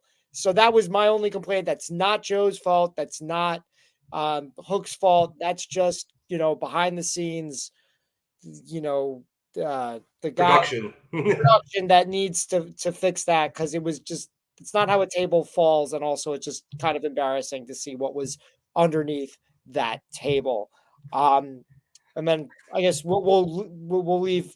Oh, I mean, I guess we want to talk about the guys at the end. Yeah, I guess. Are we going to talk about the after now, or do we want to get through the match first? Why don't you go to your complaint, James? Let's stick with the match for a second, James. But I guess to bounce off what you were saying, Matt, about the table, it doesn't bother me that much, but this is not the first time AEW has had problems with the tables, even the last couple of weeks. I mean, Garcia and Swerve are supposed to have a spot on it where Garcia had the Dragon Tamer on the table, and the table just collapsed out from under them. So that is a small problem that seems to need to be addressed, James. But that nitpicking aside, as producer Point put in the chat, this was a phenomenal match, and I think SRS put it well. It did everything it needed to do. Yeah, and I completely agree. Going back to what Matt was alluding to about a complaint, I thought it was such an epic moment when Hook flips off Joe after the table spot and then leading into the power bomb onto the apron. I thought that it established what we already knew, that he is a tough as nails kid with a lot of heart, but it gets a little undercut by the fact that Dustin does it earlier in the night against Christian Cage. And that's not a kick out at one. What? No, not the kick out at one. Well, yes, the kick out at one, and then he flips him off. And it's just one of those things that I'm sure there was just an instance of these guys both had these spots planned and nobody talked about it ahead of time. Why would they? But there should have been a note in production where one of the producers of those matches was like, this is going to be done here. Don't do it if they're doing it. But it is what it is. It was still epic that Hook did it. It was just sort of unfortunate that we got it twice in one night. Oh, I forgot. All right. I thought you were talking about the finisher kickouts, but I do remember now. Dustin did flip off Christian. I completely forgot about that. I loved the kick out at one. I absolutely loved it, because we got to remember with Hook, yes, he was always going to lose this match against Joe. That was never a question. He was always going to look like he wasn't quite ready to be in the ring with the world champion. But this is a kid who was dominating the undercard of the AEW roster, not beating the undercard of the AEW roster, dominating them, either getting quick submission wins or doing things where he was getting almost no selling for people in the mid card. He was doing it against Big Bill. He had a very competitive match against one of the four pillars, Jack Perry. So he needed to look tough while also looking like he wasn't in Joe's league. And that's what this did. He had those epic moments, like the 1 count kick out. He had that epic moment of after the match, continuously getting up. And it's how you book a match like this. I'm going to bring it back to my favorite match of all time. And the ending was a little different, but it reminded me of Jeff Hardy versus The Undertaker for the Undisputed Championship. This was a kid who we know in a few years' time is going to be a world champion. He wasn't quite ready yet, but that didn't stop him from taking his shot. He antagonized the champ. He ruffled the champ's feathers, and he annoyed the champ. And the champ needed to put him down. And he couldn't. He couldn't. He kept getting back up. Now, granted, that match with Taker and Jeff was a little different because at the end, Taker respected Jeff. And I don't think we got that here. But, obviously. But the same presentation for the young star is there, in my opinion. I think this was Hook's best TV time since the rise of Hook has happened. I think it's better than anything he did with Jack Perry. I think it's better than winning the FTW title off of Ricky Starks. I think in this loss, we got the future of Hook. Nobody is looking at this as like, wow, yeah, this was just the first defense for Joe. This was, wow, Hook looked great and Joe looked great. That's what you want out of these title matches. I don't want to compare it to Monday. That's not fair. These were very weird circumstances where these matches happened. And of course, everybody had an opinion on the title matches. But yeah, that one. Right. Exactly. But nobody is coming out of that title match from Monday thinking that was a star performance for either guy. As opposed to tonight, I think we all know what Hook brings to the table now. Actually, I feel like that's more Samoa Joe not being able to put Hook down. If I know my Dragon Ball lore correctly. Well, this was after Trunks got decimated by Cell. So I get the. Oh, okay, I'm way wrong. I thought this was the Goku fight. I mean, admittedly, that was also Dragon Ball Abridged. That wasn't even Dragon Ball Z. I know nothing about Dragon Ball. The only thing I know is the Goku fight, and that's about it. No, I get what they were going for there, but yeah, I love this. I didn't have an issue, by the way, with Monday's match. I just want to put that out there. I didn't have an issue with Seth versus Jinder. But I think they accomplished way more with this match tonight in the long run than the match on Monday did. Yeah, I feel like we talked about that a bit last week, too, because they were supposed to be different matches. This was supposed to be, more of a star-making performance for Hook, whereas on the other side, it's the reintroduction of a former champion calling a shot at the championship. They both make sense. They could both exist, as we said last week. So the difference, though, is anyone going to rewatch the Monday match? I never even saw it, so I'm definitely not. Not off to a great start. I'm going to rewatch the bit where Seth injured his knee, and we are now worried about if Seth is going to make it to Mania. That's the part I'm going to rewatch. The last time he almost got hurt before Mania was with Joe. Yeah, yeah. Oh, man, I remember that. He went down to that coquina clutch. That was crazy. That was scary. Part of the chance. That was just when his leg got caught up underneath. Yeah, when Joe brought him down and his leg went out. Yeah, that was rough. But yeah, I thoroughly enjoyed this main event. I thoroughly enjoyed the story they told.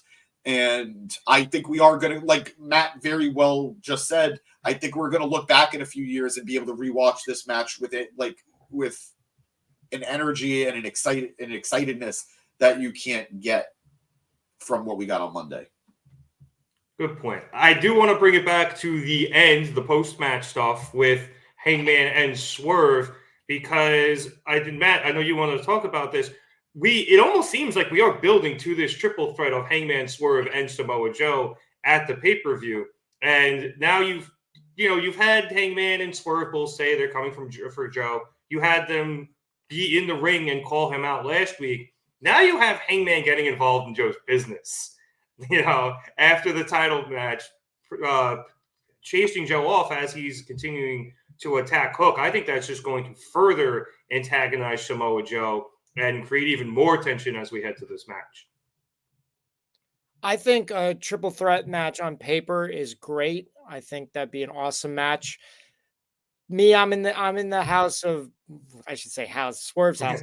But and they have 6 weeks to figure this out, and they can change my mind. At this point, in my mind, I'm just like, Hangman has no business being near the world title. Again, Swerve is interested in the world title. He's made that very clear. He kind of said the Continental Classic, he's the only guy that lost only one match. That's like kind of like some kind of victory. I don't know what that is, but again, that's something again. And Joe, he said, "Come to me with your win-loss record." So I think that Swerve's right there. It's just like, hey, look at all these matches I just did. I only lost one. Hangman comes, hey, and it's like, I lost 2 matches to Swerve. That's what's going on with me. It's like, which one would you choose? And I'm like, well, Swerve every time.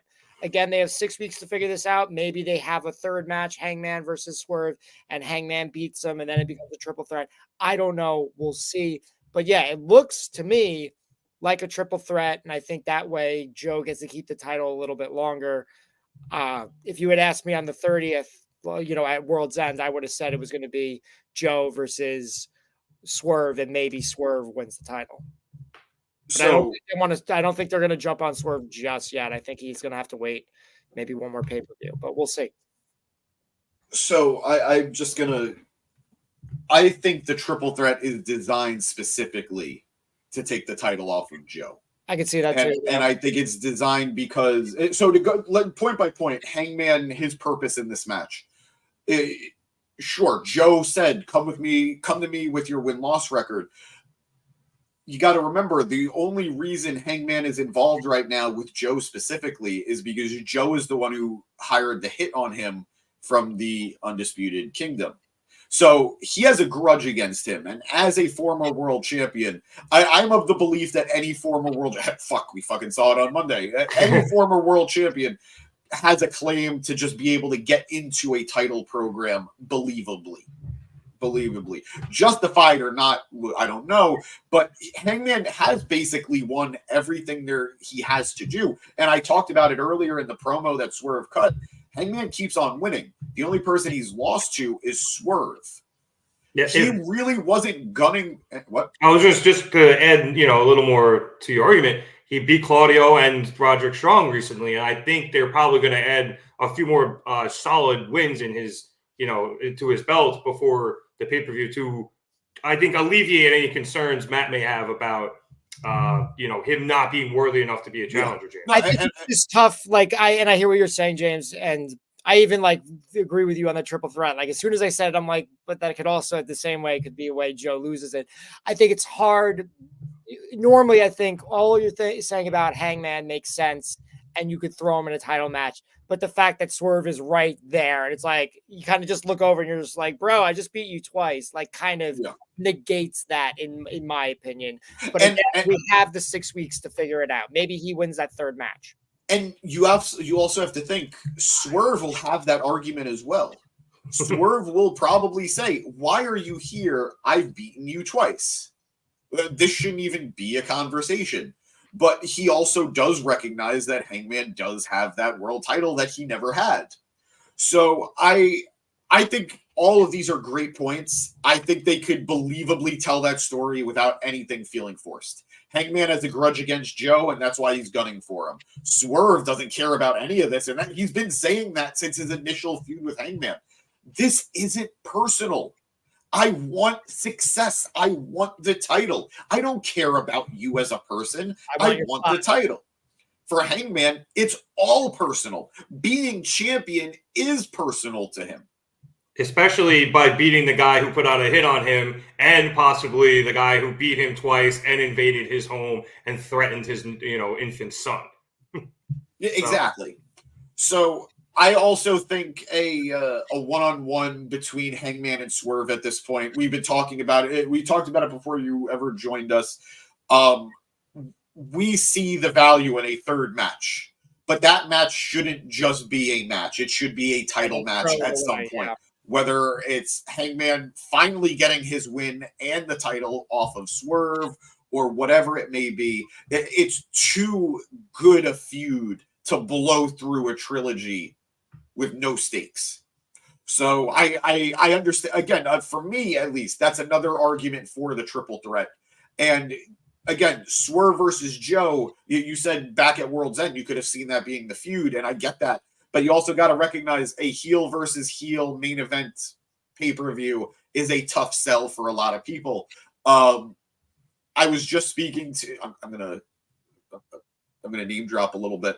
I was just speaking to Tom Hannafin yesterday, and he told me fans buy tickets for the babyface. Fans buy shows for the babyface. It's very rare that you're watching to see the heel. You're paying to see the heel lose. You're paying to see the babyface win. So are there, and I don't need to get into the whole conversation, but he said, yes, there are rarities, there are differences. Roman Reigns' example is a heel that you're paying to finally see lose. In the beginning of MJF's reign, he was a heel you were paying to see lose. But that's not what's happening with Joe. Nobody is clamoring for Samoa Joe to lose the title. People are clamoring for Swerve to win the title. I'm sure there's a vocal contingent that are clamoring for Hangman to win the title. But at least to me, it is undeniable that it is Swerve's time. You mentioned maybe waiting till the next pay-per-view. You could, but considering AEW's pay-per-view schedule isn't monthly, it's at this point maybe every 2 to 3 months. You got to strike while the iron is hot, and I don't think Swerve has been any hotter in his entire career, and I'm struggling to think of what is hotter in wrestling than Swerve right now. Yeah, you'd presumably be waiting till it's a March pay-per-view, and then you'd probably be waiting till May. Yeah, maybe even June. Yeah, it's a good point. So I apologize. I think you made some very great points, Matt. So I didn't want to shut you down. No, you're good. I do think that they have created a scenario right now where, look, I said it the day he won the title. Joe winning the title was all that mattered. The reign does not matter to me. He does not need to be the Ring of Honor Samoa Joe, where he has the longest run in company history. I'm just happy that Samoa Joe in 2023 and now 2024 is a world champion because he's earned it. He's earned it with his years of hard work. So I'm glad that it happened. I'm okay with him dropping it pay-per-view to pay-per-view. Like having that type of run is fine with me, especially when you have a talent like Swerve. I would be disappointed just because I love Samoa Joe and I'd like to see him go more than one pay-per-view. I'm sure whoever he faces in the next 6 weeks, it's going to look a lot like it did tonight, maybe even worse in terms of like the absolute domination that happens in the ring. But you're right, James. How much longer can you put off having Swerve win a title? He's so hot right now. People love him. And we've seen if you don't pull a trigger on somebody in time, then it's going to fall flat when you finally do. WWE all the time. Exactly. Or you can even look at guys. We were talking earlier about best friends. They never got the trigger pulled on them. And while people still love them for what they are and who they are, they're not nearly as over as they were when they were fighting Proud and Powerful in that street fight. Yep. So, or it's not as hot, I would like to say. So, hopefully, it's weird. I want Joe to keep his title. And there's obviously a path there in the triple threat. You can have Joe beat Hangman without a problem. I do unfortunately feel like Hangman is there to lose, but it is what it is. Or you have Swerve win. And if you want to protect Joe as I think he would become then the shortest, AEW World Heavyweight Champion. No, Moxley. Oh, was it? Oh yeah, the whole back and forth bullshit thing. Fine, but he would have one of these shorter reigns. Yeah. And you could still protect him if you want to have Swerve get another win over Hangman. Or, you just have Swerve beat Joe. Maybe even steal it from Hangman. That's what I was going to say. It's Joe with the buckshot, and then, Swerve comes in and steals it from Hanger. So there's a lot of directions you can go there, and I like the fact it keeps everything open. And I think as long as they tell the story properly, I'm good for it either way. Will I be disappointed if Joe loses? Yes, for the reasons I lay out. But I'll be very happy if Swerve wins. And if Swerve doesn't win, I think as long as he doesn't take the pin, he's still set up to win in the very near future. Yeah. And I think we'll all be okay. But we boo if Hangman wins. No, we go ballistic if Hangman wins. I would sigh. I'd have a drink. Well, I'll be drunk anyway. I wouldn't have Hangman. Yeah. No offense. I like him, but I just wouldn't have a drink with him that time. No, I mean, it's one of the things where we all love Hangman. We're just not sure this is the moment for him to win the title back. I've said it before, and I'll say it again until I'm blue in the face. AEW thrives on the long-form storytelling. I think, as predictable as it may be, I think the writing is there to be very enjoyable. If you have Swerve take the title off Joe when Hangman was this close to winning it, he has a great run with the belt, and eventually he drops it to Hangman. I'm okay with that. Hangman is too young, too good, and too popular to only ever be a one-time AEW World Champion. So let him get a second run this year later on. And especially because I think we're all kind of in agreement. He didn't have the best first run. It wasn't bad the way a lot of people say it is, but it wasn't what most people wanted that run to be. So let it happen here. And let create 2 stars with this triple threat. Create 2 stars with this feud. Not that Hangman isn't a star, not that Swerve isn't as hot as he is, but take the time to build these guys up to be your actual pillars of the company. Yeah, and take time to build the story up because, Hangman losing to Swerve twice, then having Swerve steal his title from him, that eventual title win down the road is going to hit like crack in the 80s, as people say. So the way they build stuff in AEW in that way is phenomenal. And I think if they follow that path, it's a great path to go down, and the fans will go down them with it, and they'll absolutely love it. The thing is, people want Will Ospreay to be champ by All In. So where does that all fit in? That might be a conversation for another night, though. Hanger versus Will sounds like it would fuck. Yeah, I think that would be an incredible match. I think Hanger versus Will would be an incredible match. Or maybe you do have Will be the guy to take the title off Swerve at Wembley. Maybe. I don't know. But that is actually what I love most about this. What I love about the AEW scene right now is the main event scene feels wide open with possibilities. I said it feels really predictable to go the Swerve to Hangman route. Maybe they do, no pun intended, swerve us with something that we aren't expecting, but is going to be great. I am very open to that. I think there is so much talent, and there will be so much talent in the main event for AEW for the next year, 2 years at least, that I'm looking forward to what's coming. I know a lot of people got a little burnt out with MJF's title reign. I loved it from beginning to end. I think it kept getting better with each defense and with each month that passed. But it's very fresh right now. You've never had Swerve in the main event of a pay-per-view. Hangman and Swerve is hot. You have Will Ospreay who's coming in. You have an eventual Adam Cole when he's healthy again. You have so much talent that is just chomping at the bit to be in the main event, and I think it's just a matter of time before we get there. So it's an exciting time to be a fan of the main event scene. Yeah, and hell, you even have Wardlow waiting in the wings, when he eventually has to get his title shot. Which well, it'll probably come right around when Adam Cole gets healthy, to be honest with you. So we'll see when that happens. But it's there. Like it's at the back of the table, but it's there. Also, I keep forgetting they have Ospreay. I completely forgot until you brought it up, Matt. So I mean, it's fair. He hasn't been able to show up because he's finishing some obligations. But yeah, it's a hell of a main event scene. Yeah, and you're right. Honestly, if Ospreay doesn't get it this year, he'll get it next year, without a doubt. But all right, that was Dynamite. I really enjoyed this episode. This was good. Obviously, a lot of title matches helped. You had the title change. The main event was absolutely amazing. I know we were talking a little bit before the show, Matt, that I think because this show was very nearby where Revolution's going to be in North Carolina, I think they stacked this card. It also looks like they're kind of stacking Rampage a bit. I know Darby's fighting Jeff Hardy, and Jericho's on the card, which doesn't really happen a lot, James. That was a very smart move. You're at that first match, rematch. Here we go.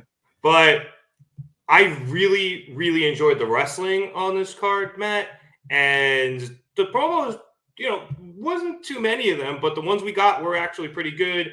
And obviously, like I said, Tony Storm stole this entire show. So watch out for the shoe. Yeah, no, it was great. I mean, a lot of stuff going on tonight. No Adam Copeland. He was actually here in New York today. He was on live with Kelly and Mark. It'll be the episode on Friday. Maybe you'll see me in the audience. Check it out at 9 a.m. That explains your lower third there. Yes. Yeah. Quick little plug. I hope you don't mind. No, it's totally cool. I saw he was going to be there. I was a little surprised he was going to be there, considering he's not too mainstream. But he's promoting Percy Jackson on Disney Plus. Oh, yeah. Is he in that? He's Aries. Yes.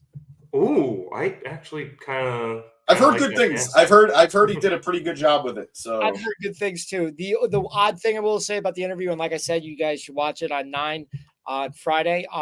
They basically don't mention AEW at all. It's just like they're like WWE Hall of Famer Adam Copeland, and they're like asking him about like WWE stuff. And he's like, I'm in AEW now, but that's it. And it's kind of like it's awkward. I mean, come on, that writing staff has to be a bunch of like older white people who don't fucking know anything about AEW. What I was saying. It was a little odd, but he handled it well. It went smoothly. I think it was a good interview. And like I said, maybe I'll be in the audience. I got a picture with him. Don't have it yet. They had the professional guy do it, so he'll send that to me, and hopefully it'll be posted soon. Nice. We look forward to it. James, what were your thoughts on tonight? I thought this was, I was joking with Matt earlier, this was the best show of the year. Agreed. No, I do think AEW, this was Dynamite's best in a few weeks. I think the last 2 weeks have been a little under the radar. I didn't dislike the shows, but I didn't necessarily have anything to rave about. This was the first show in a little while that I'm just bravo to everybody involved. I think top to bottom, they put on a great product. And this is going to be, I think, like a benchmark episode. This is going to be a footnote episode for Hook's career down the line. You know, I think the last couple of weeks we have been mentioning, James, that we have enjoyed the episodes. They felt like older Dynamites, but there hasn't been that one big thing that has happened in any of them to really put them over the edge. We said it's got to come either next week or the week after. And it did tonight. Like this. Yeah. This card was, like you said, great up to down.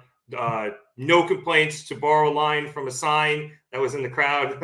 I came, I scissored, I came again. Oh my God. That was pretty much this card. You got the opening title match, you got the scissoring with the next one, and then you got the closing title match. And I think that is a perfect summation of this card, this episode. And as for this episode, I don't know what the fuck went on tonight. Danny came in, dropped a chaos grenade for like 20 minutes and left. But it was pretty good, I think. I have no idea. It's also over. So I would like to thank everybody so much for watching us here at the Market Downs podcast. If you would, please like and subscribe. We very much appreciate it. We love when everybody comes back. Also, likes help us. So, you should do that. We have a lot of shows now going on. I don't know what's up. We have TNA's Impact Zone tomorrow. TNA has been is back as Impact was rebranded. I thank you everybody who joined James for his giveaway. I heard it was very successful. I was away all weekend, so I didn't get to do any of that shit. But I heard it was very successful. So thank you everyone who joined for that. We will be sending those prizes out as soon as possible. Let us know when you get them. We'll repost you on our internet accounts. The weather kind of delayed me, guys. So tomorrow I will be sending stuff out. So you'll be getting it soon. Yeah, it's the post office that's nor rain nor snow or anything. James, not so much. But we'll get to those to you ASAP. We also, I think we're going to start trying to do SmackDowns now on Friday. So I know Matt is looking forward to doing some of those. I don't know who he's going to be with. I think this week is me, and then next week Chad's taking over. Yep, so we'll have a bit of a rotating cast over on SmackDown. We'll see what we can do on Saturdays. We have also another new cast member, correct, James? Dragoon, one of our favorite commenters. He joined us for Monday Night Raw this last week. He is looking to try to make Mondays a regular stop, so he and Danny are going to get very acquainted. But what could go wrong? What? Okay. I don't know. Danny will either be asleep or he'll be on with Dragoon on Mondays. And I think we might even try to get Collision going as well if we can. We're trying to expand the podcast, trying to get you guys a little bit more commentary on all the wrestling that goes on throughout the week. Counting who is our other favorite commenter. So thank you for being here, buddy. Always appreciate you. Yeah, we'd like to thank everybody who's in the comments with us here tonight, chopping it up. stuff went a little bit off the rails with the food commentary in there for a little while, but I enjoyed the discourse that was going on. And we'd also like to chop it up with you guys on all of our social media accounts. So if you want to check any of those out, Twitter, Facebook, Instagram, or TikTok, the links are in the description below for those of you on YouTube. I got to remember, for those of you on audio, thank you for subscribing to us on Spotify or Apple Podcasts. If you would like to listen to us there, you can get us there. And I will do my best to get the social media links into the description on there if they let us do that. I got to double check. I'm not entirely sure. So, yeah, unless anybody has anything else. Thanks, guys. This was a lot of fun. So, looking forward to Friday. And, yeah, my social media is at Matthew Kescone on Instagram. That's the best way to follow me. My social media is Mark It Down Pod at whatever. I don't know. I'm pretty sure the only one I know is our Twitter is _pod. But wow, he only knows the one that doesn't exist anymore. X, guys, because it's 2024, and Elon just owns everything apparently. It's Twitter. Fuck him. What do you do? Go on your tirade. I did it. You do it. Go for it. Just go on a 5-minute tirade. James, when you type something into it and then send it out into the world, what is it called? A message. No, it's called a tweet. Because it's Twitter. Damn, I was so close. It's not a post. Fuck you, Elon. Anyway, yeah. All right, let's end things on that. So for Matt Cascone, thank you, Matt, for joining us tonight. It was a pleasure to have you on the show tonight. And James Santi, of course, man. And James Santi. My name is Dick Cummings. Thank you so much for watching us here at the Mark It Down Podcast. Oh, producer boy says hi too. Bye, everyone.